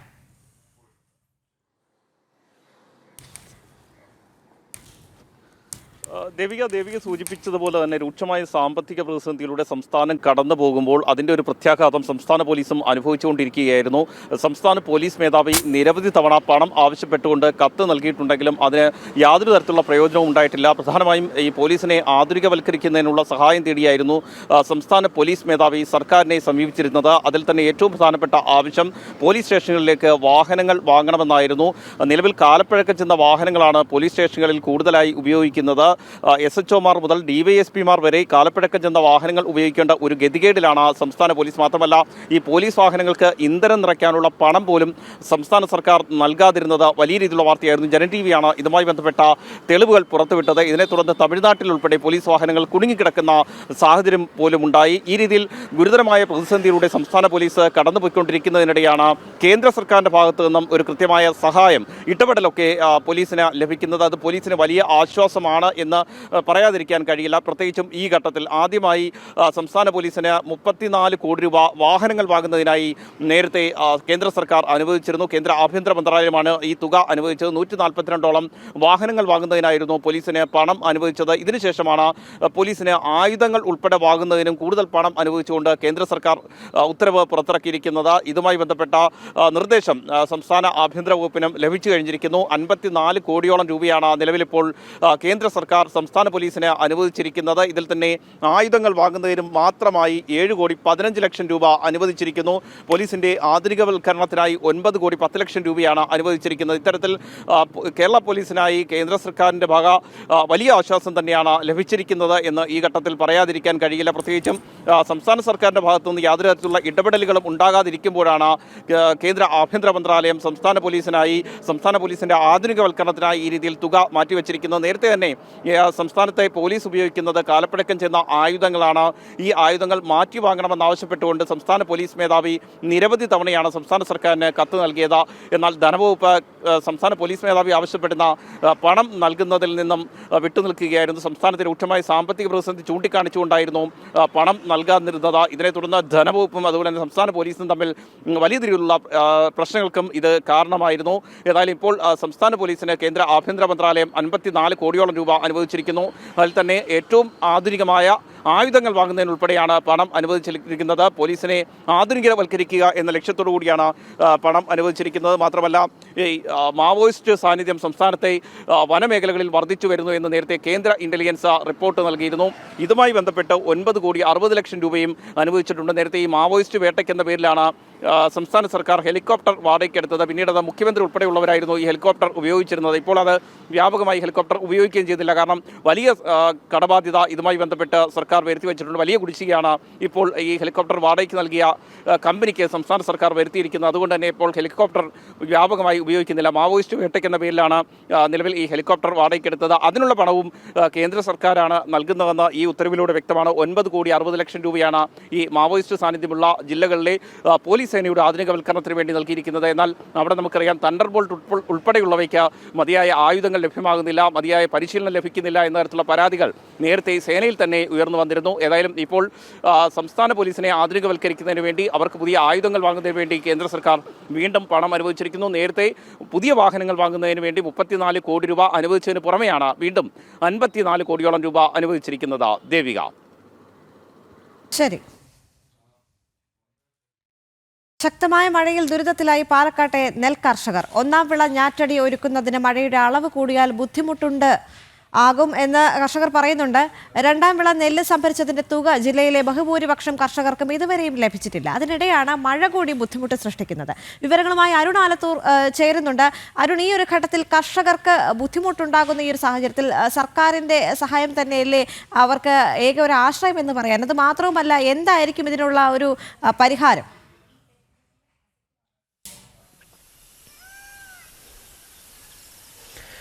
ദേവിക, പാലക്കാട് ജില്ലയിലെ കർഷകരെ സംബന്ധിച്ചിടത്തോളം വലിയ ദുരിതമാണ് ഈ മഴ കൂടുതലായി പെയ്യുന്നതോടെ ഉണ്ടായിരിക്കുന്നത്. എൻ്റെ ഇടതുവശത്തായിട്ട് നമുക്ക് കാണാൻ സാധിക്കും ഈ നെൽവയലുകൾ കൂർക്ക, അതായത് നെല്ലിന് സർക്കാർ കൃത്യമായി പണം നൽകാതായതോടുകൂടെ ആളുകൾ വയലിൽ കൂർക്ക വയ്ക്കുന്നതിന് വേണ്ടി അതിൻ്റെ തടമൊക്കെ എടുത്തിട്ടതാണ്. പക്ഷേ ശക്തമായ മഴയിൽ അതെല്ലാം നശിച്ചിരിക്കുന്നതാണ് നമുക്ക് ഒരു വശത്ത് കാണാൻ സാധിക്കുന്നത്. മറ്റൊരു വശത്ത് നെൽകൃഷിയും കാണാനുണ്ട്. ആ നെൽകൃഷിയും അവർക്ക് കൃത്യമായിട്ട് ഈ മഴ അധികമായതോടുകൂടെ തന്നെ കൃത്യമായി വിളയിറക്കാൻ കഴിയാത്ത ഒരു സ്ഥിതിയാണ്. ഏതായാലും രണ്ടാം വിള നെല്ല് സംഭരിച്ചതിൻ്റെ തുക ഇതുവരെയും ലഭിക്കാതെ ഒരു സർക്കാരിൻ്റെ ഭാഗത്തു നിന്ന് വലിയ രീതിയിൽ കർഷകരെ ബുദ്ധിമുട്ടിച്ചുകൊണ്ടിരിക്കുന്നതിനിടയ്ക്കാണ് ഈ കാലാവസ്ഥ കൂടി കർഷകരെ ചതിക്കുന്നതിലേക്ക് കാര്യങ്ങൾ എത്തിച്ചിരിക്കുന്നത്. നമ്മുടെ കൂടെ ഒരുപാട് കർഷകർ കൂടെ ചേരുന്നുണ്ട്. എന്താണ് ഒരു അവസ്ഥ, എന്താണ് നിങ്ങളുടെ? കർഷകർ നേരിടുന്ന പ്രതിസന്ധികൾ പറഞ്ഞാൽ അവസാനിക്കല്ല. അത്രയേറെ പ്രതിസന്ധികൾ അതിജീവിച്ചുകൊണ്ടാണ് കർഷകർ ഈ ശ്രമം ചെയ്തുകൊണ്ടിരിക്കുന്നത്. പക്ഷേ ഏറ്റവും പ്രധാനമായിട്ട് കർഷകരെ ബുദ്ധിമുട്ടിക്കുന്ന വിഷയം നെല്ല് കൊടുത്തിട്ട് പൈസ കിട്ടുന്നില്ല എന്നുള്ളതാണ്. തമിഴ്നാട്ടിലോ മറ്റോ ആണെങ്കിൽ കർഷകൻ നെല്ല് മാത്രം ഉണ്ടാക്കിയാൽ മതി, ബാക്കി എല്ലാ കാര്യങ്ങളും ഗവൺമെൻറ് ചെയ്യും. ഇവിടെ അതല്ല. കർഷകൻ എന്ന് പേരും യഥാർത്ഥത്തിൽ കൃഷിഭവൻ, പഞ്ചായത്ത് ഓഫീസ്, ഫോട്ടോസ്റ്റാറ്റ് ഓഫീസ്, അതേപോലെ ഈ പാടശേഖര സമിതി ഓഫീസ്, സിവിൽ സപ്ലൈസ്, ഇതും ബാങ്ക് ആയിട്ട് ബന്ധപ്പെട്ട് നടക്കൽ തന്നെ പണി. ഒരു 1500 ഫോറത്തിൽ ഒപ്പിട്ട് നമ്മുടെ പേരിൽ ലോൺ കിട്ടാൻ, അതും മാത്രമല്ല മെയ് 30 അവസാനിച്ചു. ബാങ്കുകാരിൽ ലോൺ കൊടുക്കുന്നത് അവസാനിപ്പിച്ചു. ലോൺ കൊടുക്കാൻ തുടങ്ങിയില്ല, ഫയൽ വാങ്ങി വയ്ക്കുകയാണ്. ഇപ്പോൾ അതുമില്ല. ഇനി എപ്പോൾ കിട്ടുന്നുള്ള യാതൊരു ഉറപ്പുമില്ല. യഥാർത്ഥത്തിൽ കർഷകർക്ക് ഒരു തവണ മുൻകൂട്ടി പൈസ കൊടുക്കേണ്ട സർക്കാർ അളന്ന നെല്ലിൻ്റെ പൈസ പോലും കൊടുക്കാൻ 6 മാസം 8 മാസം 10 മാസം നിൽക്കുകയാണെങ്കിൽ ഇതിൻ്റെ ഒരു സർക്കാരിൻ്റെ തന്നെ യഥാർത്ഥത്തിൽ ആവശ്യമില്ല. കൃഷിക്കെതിരായിട്ടുള്ള എല്ലാ പ്രവർത്തനങ്ങളും സർക്കാർ ചെയ്തുകൊണ്ടിരിക്കുകയാണ്. എത്രയായി നിങ്ങൾ നെല്ല് കൊടുത്തിട്ട്? നെല്ല് കൊടുത്തിട്ട് ഇപ്പോൾ 4 മാസം 5 മാസമൊക്കെ ആയി. ഇപ്പോഴും അതിനെക്കുറിച്ച് യാതൊരു ഗത്യന്തരവും ഇല്ലാതെ ഒരു എപ്പോൾ കിട്ടും എങ്ങനെ കിട്ടും എന്നുള്ള ഒരു യാതൊരു നിലപാടിലാണ് പോയിക്കൊണ്ടിരിക്കുന്നത്. ബാങ്കുകാരും സഹകരിക്കുന്നില്ല. ബാങ്കുകാർക്ക് കൊടുക്കാനുള്ള പൈസ ഗവൺമെൻറ് കൊടുക്കുന്നില്ല പറയുന്നു. അപ്പോൾ അതൊക്കെ കാരണം കൃഷിക്കാർക്ക് യാതൊരു പൈസയും കിട്ടിയിട്ടില്ല. ഇനി എവിടെന്നെങ്കിലും സ്വർണം പണയം വെച്ചിട്ടോ അങ്ങനെ വേണം ഇനി കൃഷി നോക്കാൻ. ഇപ്പോൾ കാലാവസ്ഥ തന്നെ ചതിച്ചിരിക്കുകയാണ്. ആദ്യത്തെ മഴയിൽ ഒക്കെ ചെയ്തു, ഇപ്പോൾ രണ്ടാം പ്രാവശ്യം ചെയ്യേണ്ട സ്ഥിതിയിലേക്കാണ് കാര്യങ്ങൾ പോയിക്കൊണ്ടിരിക്കുന്നത്. ഈ മഴ കൂടിയത് ബുദ്ധിമുട്ടാണ്. നല്ല ബുദ്ധിമുട്ടാണ്. കാരണം നമ്മൾ പ്രതീക്ഷിക്കാത്ത സമയത്താണല്ലോ ഈ മഴ വരുന്നത്. ഇപ്പോൾ കൃഷി സ്ഥലങ്ങൾ മറ്റുള്ളവർ കൃഷി വെള്ളം ഒഴിവാക്കുമ്പോൾ മറ്റു കൃഷിക്കാർക്ക് അതും ബുദ്ധിമുട്ടാവും. എല്ലാ കൃഷിക്കാർക്കും ഈ മഴ അധികമായതുകൊണ്ട് ശരിക്ക് വിത്ത് ഇറക്കിയിട്ട് മുള കയറ്റാനോ അല്ലെങ്കിൽ അതുപോലെ കണ്ടം അതിനനുസരിച്ച് പാകപ്പെടുത്താനോ പറ്റാത്തൊരവസ്ഥ. ഒന്നാം വിളയുടെ കാലം തെറ്റി. ഇനിയിപ്പോൾ രണ്ടാം കൃഷിക്ക് ചിന്തിക്കുകയാണ് അതിൻ്റെ ഗുണം. ഈ ചെയ്ത കാശൊക്കെ പോയി. അത് ലക്ഷക്കണക്കിന് രൂപ പഴയ കടം ബാക്കി നിർത്തിയിട്ടാണ് പിന്നെയും കടം എടുത്തിരിക്കുന്നത്. ഇപ്പോൾ കടം കൃഷിക്കാരൊക്കെ വലിയൊരു ഓടുകയാണ് കടം ചോദിക്കാൻ വരികയാണെന്ന് പറഞ്ഞിട്ടേ. അത് വലിയൊരു പാടാണ്. ഇപ്പോൾ മഴ കൂടിക്കഴിഞ്ഞാൽ എന്താ വിത്ത് അളിഞ്ഞു പോകും, അതായത് വിതച്ചത് ഒന്നും കിട്ടില്ല. അത് വെള്ളം മുങ്ങിയാൽ അത് പോവും. 2 ദിവസം വരെ നിൽക്കും, അത് കഴിഞ്ഞാൽ അത് പോയി. അതേപോലെ വിതച്ചതും അങ്ങനെ തന്നെയാണ്. വിതച്ചത് വെള്ളം മൂടിയാൽ അത് പോയി, പിന്നെ അത് കൃഷി എടുക്കാൻ സാധിക്കില്ല. രണ്ടാമത് എല്ലാം തുടങ്ങണം. ഇനിയിപ്പോൾ രണ്ടാമത് തുടങ്ങാൻ ഇപ്പോൾ ഈ വെള്ളത്തിലാണ് ഇനി എന്ത് ചെയ്യുന്നുള്ള ഒരു പ്രതീക്ഷയിലാണ്. വിത്തും പോയി. ഇനി വിത്ത് ആദ്യം മേടിക്കണം. വിത്ത് ഇല്ല, ഇറക്കിയ വിത്തൊക്കെ പോയില്ലേ. ഇനി വിത്ത് വേറെ വെളിയിൽ മേടിക്കുകയാണെങ്കിൽ 40 ഉറുപ്പ്യ കൊടുക്കണം. എടുത്തു വെച്ച വിത്തൊക്കെ പോയി. അങ്ങനെയാണ് ഇപ്പോഴത്തെ സ്ഥിതി. പൈസയും ഒന്നും കിട്ടിയിട്ടില്ല. നിങ്ങളുടെ തന്നെയാണോ പൈസ ഒന്നും കിട്ടാത്ത? അതെ, പൈസ കിട്ടിയിട്ടില്ല. ഞാനൊരു 10-50 വർഷത്തോളം ഈ കൃഷിയിലാണ് നമ്മൾ ജീവിച്ചു പോണത്. പക്ഷേ ഇതുപോലെ ഒരു അനുഭവം ഇത് ആദ്യമായിട്ടാണ്. ഇപ്പോൾ 2-3-4 വർഷങ്ങളായിട്ട് നമ്മൾക്ക് ഒന്നും തന്നെ പൈസ കിട്ടാനില്ല. എല്ലാം സ്വർണ്ണപ്പണ്ടങ്ങളും മറ്റതും നമ്മൾ പണയം വെച്ച് എന്നിട്ട് വേണം അതൊന്നും എല്ലാം ഉപയോഗപ്പെടുത്തുന്നത്. ഈ വർഷം എന്താകുമെന്ന് അറിയില്ല. ഇപ്പോഴും ഒരു തീരുമാനവും ഈ ഗവൺമെൻറ് ഒന്നും ചെയ്തിട്ടില്ല. ഇപ്പോൾ ഞങ്ങൾക്ക് വളരെയേറെ വിഷമത്തിലാണ്. ഇപ്പോൾ എന്ത് ചെയ്യണമെന്ന് അറിയില്ല. അതുപോലെ തന്നെ പിന്നെ സെൻട്രൽ ഗവൺമെൻറ്റിൽ നിന്ന് കിട്ടുന്ന കാശെങ്കിലും നേരിട്ട് തരാനുള്ള ഒരു സംവിധാനമെങ്കിലും ഉണ്ടാക്കി തന്നാൽ ആ കാശെങ്കിലും ഞങ്ങൾ കിട്ടിയാൽ അതുകൊണ്ട് ഞങ്ങൾക്ക് ജീവിച്ചു കഴിഞ്ഞു വിടാമായിരുന്നു. പക്ഷെ അതിനും വഴിയില്ലാത്തൊരു അവസ്ഥയാണ് ഇപ്പോൾ നമുക്ക് പോയിക്കൊണ്ടിരിക്കുന്നത്. ചേട്ടൻ്റെയും അതേ അവസ്ഥ തന്നെയാണ്? അതേ അവസ്ഥയാണ്. പിന്നെ തൊഴിലാളികൾ ഇല്ലാത്ത ഒരു പ്രശ്നം. പിന്നെ അത് പണി തക്ക സമയത്ത് തൊഴിലാളികൾ ഇല്ലാത്തത് കൊണ്ട് തക്ക സമയത്ത് ചെയ്യാൻ പറ്റുന്നില്ല. അതുകൊണ്ട് വിചാരിച്ച സമയത്ത് നടക്കുന്നില്ല. നെല്ലിന് 69 പൈസ കേന്ദ്ര സർക്കാർ അടുത്തിടെ വർദ്ധിപ്പിച്ചിട്ടുണ്ടല്ലോ. ഇതിനു മുമ്പൊക്കെ നിങ്ങൾക്ക് ഈ വർദ്ധിപ്പിച്ച പൈസ കിട്ടാത്തൊരു ബുദ്ധിമുട്ടുണ്ടല്ലോ? കിട്ടിയിട്ടില്ല, കിട്ടാറില്ല. കേന്ദ്രം കൂട്ടും, ഇവർ കുറയ്ക്കും. കേന്ദ്രം കൂട്ടും, കേരള ഗവൺമെന്റ് കുറയ്ക്കും. ഇതാണ് ഇപ്പോൾ നടന്നുകൊണ്ടിരിക്കുന്നത്. കേന്ദ്രം നേരിട്ട് കർഷകരുടെ അക്കൗണ്ടിലേക്ക് ആ പൈസ നേരിട്ട് തന്നതാണെങ്കിൽ ഏറ്റവും നല്ല കാര്യം. കൂട്ടി 69 പൈസ അത് കിട്ടുന്നു? അത് കിട്ടില്ല. ഒന്നും അതിനെപ്പറ്റി സംസാരമേ ഇല്ലല്ലോ. ഡീസൽ പെട്രോളിന് വില കേന്ദ്രം കുറച്ചപ്പോൾ സംസ്ഥാന സർക്കാർ ഒരു പൈസ പോലും കുറയ്ക്കേണ്ടായില്ലല്ലോ. ഏകദേശം പോണ്ടിച്ചേരിയായിട്ട് 13 രൂപയുടെ വ്യത്യാസമുണ്ട്. അതേപോലെ നെൽകർഷകർക്ക് എന്ന് വില കൂട്ടുന്നോ കേന്ദ്രം കൂട്ടുന്നോ ആ തത്തുല്യമായ സംഖ്യ ഇവരുടെ ഷെയറിൽ നിന്ന് പിടിക്കുകയാണ്. മാത്രമല്ല ഇത് യഥാർത്ഥത്തിൽ ഒരു മോഷ്ടാവിൻ്റെ കയ്യിൽ കൊടുത്താൽ കിട്ടുന്നോ എന്നുള്ള ഉറപ്പില്ലാത്ത പോലെ എപ്പോൾ കിട്ടുന്നുള്ളതിന് പോലും ബാങ്കുകാർക്ക് പോലും പറയാൻ പറ്റാത്ത ഒരവസ്ഥ. ഞാൻ ഒരു 40 വരെ കണ്ടം പാട്ടത്തിനെടുത്ത് കൃഷി ചെയ്യുന്ന ഒരാളാണ്. ആ കൃഷി ആദ്യം വിതച്ചു, അത് മുഴുവൻ നശിച്ചു പോയി. ഇപ്പം ഞാറ് പാകിയിട്ടിട്ടുണ്ട്, അതും ഈ വെള്ളം മുങ്ങി നിൽക്കുകയാണ്. അത് ഏത് വിധത്തിൽ വരും എന്ന് ഒന്നും പറയാൻ പറ്റാത്ത സ്ഥിതിയിലാണ്. ഈ ജനങ്ങൾ ഇനിയും ഈ ഗവൺമെൻറ്റിനെ കുറിച്ച് മനസ്സിലാക്കാത്ത ജനങ്ങൾ വീണ്ടും 5 കൊല്ലം കഴിഞ്ഞ് ആ ഗവൺമെൻറ്റിനെ തന്നെ തിരിച്ചു കൊണ്ടുവന്നു. ഇനി ബംഗാൾ മാതിരി ആക്കാനാണ് ഈ ജനങ്ങളും ഈ ഗവൺമെൻറ്റും നിൽക്കുന്നത്. എല്ലാവരും ഏത് നിലയ്ക്ക് എത്തുന്നു പറയാൻ പറ്റാത്ത സ്ഥിതിയിലാണ് ഇപ്പോൾ. നെല്ലിൻ്റെ പൈസ കിട്ടിയോ അളന്നിട്ട്? എനിക്ക് നെല്ലിൻ്റെ പൈസ കിട്ടിയിട്ടില്ല. 2 പോലും പോയ സ്ഥിതിയിലാണ് ഇപ്പോൾ. മോട്ടർ മുങ്ങി, അതിന് കൃഷിഭവനിൽ എഴുതി കൊടുത്തു, അതിൻ്റെയും ഒരു മറുപടിയില്ല. 4-5 തെങ്ങുകൾ പുഴങ്ങിപ്പോയി, അത് കൃഷി ഓഫീസറെ കൊണ്ടുവന്ന് കാണിച്ചു കൊടുത്തു, അതിൻ്റെയും 2000 രൂപ ഒരു തെങ്ങിന് കിട്ടുമെന്ന് പറഞ്ഞു, അതിൻ്റെയും മറുപടി ഒന്നുമില്ല. ഒരു സാധനം പോലും ഗവൺമെൻറ്റിൻ്റെ ആനുകൂല്യങ്ങളില്ല, പൂട്ടുകൂലിയില്ല, ഒന്നുമില്ല. ഭയങ്കര കഷ്ടത്തിലാണ് ഞങ്ങളുടെയൊക്കെ ജീവിതം. അതുതന്നെയാണ്. ഏതായാലും സമാനതകളില്ലാത്ത ദുരിതമാണ് തങ്ങൾ അനുഭവിക്കുന്നത് എന്നുള്ളതാണ് നെൽകർഷകർക്ക് പറയാനുള്ളത്. പ്രധാനമായിട്ടും ഒന്ന്, മഴ നല്ല രീതിയിൽ പെയ്യുന്നു. ഇന്നിപ്പോൾ മഴ ഒന്ന് മാറി നിൽക്കുന്നുണ്ട്. ഇന്നലെ ഉച്ചയ്ക്ക് ശേഷം തന്നെ മഴ ഒന്ന് മാറി നിൽക്കുന്നുണ്ട്. പക്ഷേ എങ്കിൽ പോലും നല്ല ശക്തമായ മഴയായിരുന്നു കഴിഞ്ഞ ദിവസങ്ങളിലൊക്കെ പെയ്തത്. അങ്ങനെ മഴ പെയ്തതോടുകൂടെ തന്നെ ഇവർ തയ്യാറാക്കിയ ഞാറ്റടികളിലൊക്കെ വെള്ളം കയറി. അങ്ങനെ പലയിടത്തും ആ കൃഷി പിന്നീട് മുന്നോട്ട് കൊണ്ടുപോകാൻ അത് അളിഞ്ഞു പോയിരിക്കുന്നതും ഇനി വീണ്ടും ഞാറ് പാവേണ്ട ഒരു സാഹചര്യത്തിലേക്ക് എത്തിയിരിക്കുന്നു. കാലാവസ്ഥ വലിയ വില്ലനായിട്ട് ഒരു വശത്ത് മാറിയിരിക്കുന്നു. മറ്റൊരു കാര്യം എന്നുള്ളത്, ഇവർക്ക് സർക്കാരിൽ നിന്ന് ലഭിക്കേണ്ട സഹായങ്ങൾ, അത് ഉഴവുകൂലിയും മറ്റും ഒന്നും കൃത്യമായിട്ട് ലഭിക്കുന്നില്ല. അതിനപ്പുറം രണ്ടാം വിള നെല്ലിൻ്റെ ഇവർ സപ്ലൈകോയ്ക്ക് നൽകിയത് കഴിഞ്ഞ ഏതാനും മാസങ്ങൾക്ക് മുൻപാണ് നൽകിയത്. പക്ഷേ ഇത്രയും മാസം പിന്നിട്ടിട്ടും അതിൻ്റെ പണം കൃത്യമായിട്ട് ഇവർക്ക് ലഭിച്ചിട്ടില്ല എന്നുള്ളതാണ്. മാർച്ച് 31 വരെ മാത്രമാണ് പാലക്കാട് ജില്ലയിലെ കർഷകരിൽ നിന്നും PRS ആയിട്ട് സർക്കാർ വായ്പ നൽകുന്നതിന് വേണ്ടിയുള്ള ആ PRS നൽകിയിരിക്കുന്നത്. അതിനുശേഷമുള്ള ആളുകൾക്കൊന്നും ഇതുവരെ തുക നൽകിയിട്ടില്ല. SBI ബാങ്കുമായിട്ടുള്ള കരാറിൽ തന്നെ, ഈ സപ്ലൈകോയുമായുള്ള കരാറിൽ തന്നെ കരാർ അവസാനിച്ചിരിക്കുകയാണ്. ഇനി പുതിയ കരാർ ഉണ്ടാക്കണം. അത്തരത്തിലൊരു സാഹചര്യമാണ് SBI ബാങ്കിലുള്ളത്. കനറ ബാങ്കിൽ മാത്രമാണ് കരാറുള്ളത്. അതും മാർച്ച് 31 വരെയുള്ള PRSൽ മാത്രമേ ഈ PRS വായ്പ നൽകിയിട്ടുള്ളൂ എന്നുള്ളതാണ് കർഷകർ മറ്റൊരു പരാതിയായി പറയുന്നത്. അതിനിടെ മറ്റൊരു കാര്യം എന്നുള്ളത്, അടുത്തിടെയാണ് കേന്ദ്ര സർക്കാർ കിൻഡലിന് 69 രൂപ വർദ്ധിപ്പിച്ചത്. 2021 മുതൽ കേന്ദ്ര സർക്കാർ എപ്പോഴൊക്കെ നെല്ലിൻ്റെ സംഭരണ വില ഉയർത്തുന്നുവോ അതിന് ആനുപാതികമായ തുക സംസ്ഥാന സർക്കാർ അവരുടെ വിഹിതത്തിൽ നിന്ന് വെട്ടിക്കുറയ്ക്കുന്ന ഒരു സാഹചര്യമാണ്. നേരത്തെ 8 രൂപയിലധികം ഉണ്ടായിരുന്നു സംസ്ഥാന വിഹിതം. അതിപ്പോൾ 5 രൂപയോളമായി വെട്ടിക്കുറച്ചിരിക്കുന്ന ഒരു സാഹചര്യമാണ്. ഇപ്പോൾ കേന്ദ്ര സർക്കാർ ഏറ്റവും ഒടുവിലായിട്ട് ഈ കിൻഡലിന് 69 രൂപ കൂട്ടിയപ്പോൾ അതിൻ്റെ ഒരു ഗുണം തങ്ങൾക്ക് കിട്ടുമോ എന്നുള്ളൊരു ആശങ്ക കൂടെ ഈ കർഷകർ പങ്കുവയ്ക്കുന്നുണ്ട്. ഇതുവരെ സംസ്ഥാന സർക്കാർ ഈ കേന്ദ്രം കൂട്ടിയ തുക ഇനി സപ്ലൈകോ വഴി നൽകുന്ന കാര്യത്തിൽ കൃത്യമായൊരു മറുപടി നൽകിയിട്ടില്ല എന്നുള്ളൊരു ആശങ്കയും ഇവർ പങ്കുവയ്ക്കുന്നുണ്ട്. ഏതായാലും നേരത്തെ പറഞ്ഞതുപോലെ സമാനതകളില്ലാത്ത ദുരിതം തന്നെയാണ് നെൽകർഷകർ അനുഭവിക്കുന്നത്. ദേവിക, ഇക്കഴിഞ്ഞ അരൂർ ചെറുകോൽപ്പുഴ ഹിന്ദുമത പരിഷത്ത് ചരിത്രത്തിന്റെ ഭാഗമാണ്. RSS സർസംഘ ചാലക് ഡോക്ടർ മോഹൻ ഭാഗവതിന്റെ സാന്നിധ്യമാണ് 113ാമത് പരിഷത്തിനെ സവിശേഷമാക്കിയത്.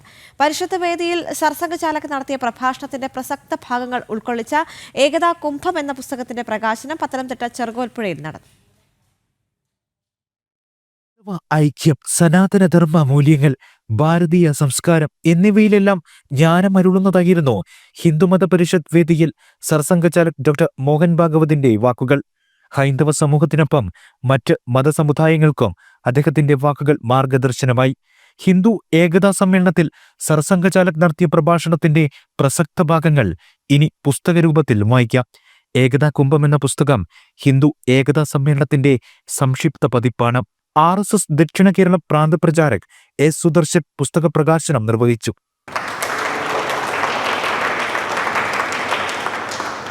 ലോകത്തെ നയിക്കാൻ കെൽപ്പുള്ള ഹിന്ദുത്വത്തിന്റെ പ്രാധാന്യം S. സുദർശൻ ഓർമ്മിപ്പിച്ചു. സത്യത്തിൽ ഈ ഭാരതദേവിയുടെ ശാക്തീകരണം എന്ന് പറയുമ്പോൾ നമ്മുടെ ഈ മഹത്തായ ദർശനത്തിന്റെ ശാക്തീകരണം, നാം ഇവിടെ ചെയ്ത ഈ ചെറിയ പരിശ്രമം എന്ന് പറയുമ്പോൾ അത് ഈ ഭാരതദേവിയുടെ ശാക്തീകരണം, ഈ ലോകത്തെ നയിക്കാൻ തക്ക തരത്തിൽ ഈ ഭാരതദേവിയെ ഉയർത്തുന്ന ഒരു പരിശ്രമമാണ് ഇവിടെ നടന്നത് എന്നതാണ് ഞാൻ പറഞ്ഞത്. അതാണ് ഒരു മഹാദൗത്യം എന്ന് ഞാൻ സൂചിപ്പിച്ചു. വാഴൂർ തീർത്ഥപദാശ്രമം മുഖ്യ കാര്യദർശി ഗരുഡധ്വജാനന്ദ തീർത്ഥപാദ സ്വാമികൾ ചടങ്ങിന്റെ ഉദ്ഘാടനം നിർവഹിച്ചു. AVVP സംസ്ഥാന ഉപാധ്യക്ഷൻ അരുൺ മോഹൻ പുസ്തകം പരിചയപ്പെടുത്തി. ഹിന്ദുമത മഹാമണ്ഡലം ഉപാധ്യക്ഷൻ K. ഹരിദാസ് അധ്യക്ഷത വഹിച്ച ചടങ്ങിൽ RSS ശബരിഗിരി ജില്ലാ സംഘചാലക് CP മോഹനചന്ദ്രൻ, ഏകതാ സമ്മേളനം മുഖ്യ സംയോജക് K. കൃഷ്ണൻകുട്ടി, ജില്ലാ വ്യവസ്ഥാ പ്രമുഖ് രമേശ് തുടങ്ങിയവർ പങ്കെടുത്തു. ജനം, പത്തനംതിട്ട. ഗൃഹോപകരണ വിപണന രംഗത്തെ പ്രമുഖരായ പിട്ടാപ്പള്ളിൽ ഏജൻസീസിന്റെ അങ്കമാലി ഷോറൂം നവീകരിച്ച് പ്രവർത്തനം ആരംഭിച്ചു. അങ്കമാലി നഗരസഭാ ചെയർമാൻ അഡ്വക്കേറ്റ് ഷിയോ പോൾ ഉദ്ഘാടനം നിർവഹിച്ചു. സെയിന്റ് ജോർജ് ബസലിക്ക സഹവികാരി ഫാദർ ജെൻസ് പാലച്ചുവട്ടിൽ ആശീർവാദ കർമ്മം നിർവഹിച്ചു. ഗൃഹോപകരണങ്ങൾക്കും മറ്റു ഉൽപ്പന്നങ്ങൾക്കും വമ്പിച്ച വിലക്കുറവും ഓഫറുകളും പിട്ടാപ്പള്ളിൽ ഏജൻസീസ് പ്രഖ്യാപിച്ചു. Summer offer, back to school offer, pre monsoon offer എന്നിവ സംയോജിപ്പിച്ച് ഓഫറുകളുടെ ബിഗ് സെയിലുമായാണ് Pittappilly end of season sale അവതരിപ്പിച്ചത്. ഗൃഹോപകരണങ്ങൾക്കും മൊബൈൽ ഫോണുകൾക്കും വമ്പിച്ച ഡിസ്കൗണ്ട്, ഫിനാൻസ് പർച്ചേസുകൾക്ക് ഉറപ്പായ സമ്മാനങ്ങൾ, പഴയ ഉൽപ്പന്നങ്ങൾക്ക് 10,000 രൂപ വരെ എക്സ്ചേഞ്ച് ആനുകൂല്യം, സ്കൂൾ തുറക്കുന്നതിന്റെ ഭാഗമായി ആകർഷകമായ ബാക്ക് ടു സ്കൂൾ ഓഫറുകൾ തുടങ്ങിയവയ്ക്ക് പുറമെ ആകർഷകമായ ക്യാഷ് ബാക്ക് ഓഫറുകളും ഒരുക്കിയിട്ടുള്ളതായി പിട്ടാപ്പള്ളിൽ മാനേജിംഗ് ഡയറക്ടർ പീറ്റർ പോൾ പിട്ടാപ്പള്ളി പറഞ്ഞു.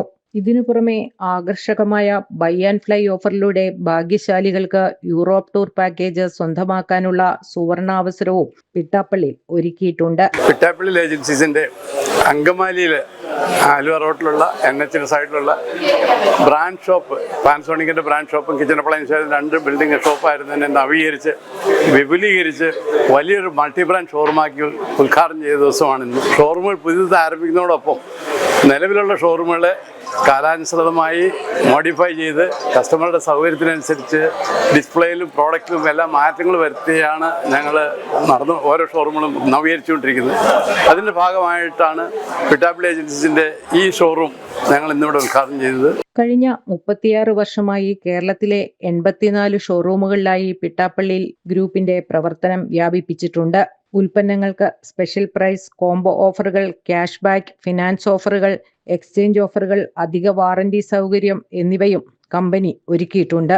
പ്രമുഖ ബ്രാൻഡുകൾ പ്രഖ്യാപിച്ചിട്ടുള്ള എല്ലാ ഓഫറുകളും പിട്ടാപ്പള്ളിയിലും ലഭ്യമാണ്. അങ്കമാലിയിലെ പുതിയ ഷോറൂം വിപുലീകരണത്തിന്റെ ഉദ്ഘാടനം നഗരസഭാ ചെയർമാൻ അഡ്വക്കേറ്റ് ഷിയ പോൾ നിർവഹിച്ചു. Pittappilly agencies managing director Peter Paul Pittappilly, ഡയറക്ടർമാരായ കിരൺ വർഗീസ്, മരിയ പോൾ, ഫ്രാൻസിസ് പിട്ടാപ്പള്ളി, അജോ പിട്ടാപ്പള്ളി തുടങ്ങിയവർ ചടങ്ങിൽ പങ്കെടുത്തു. ജനം, കൊച്ചി. പുത്തൻപുലരി പൂർണ്ണമാവുകയാണ്. വാർത്തകൾ അവസാനിക്കുന്നില്ല. ഇടവേളയ്ക്ക് ശേഷം ലൈവ് റിപ്പോർട്ട്സ് കാണാം. നമസ്തേ.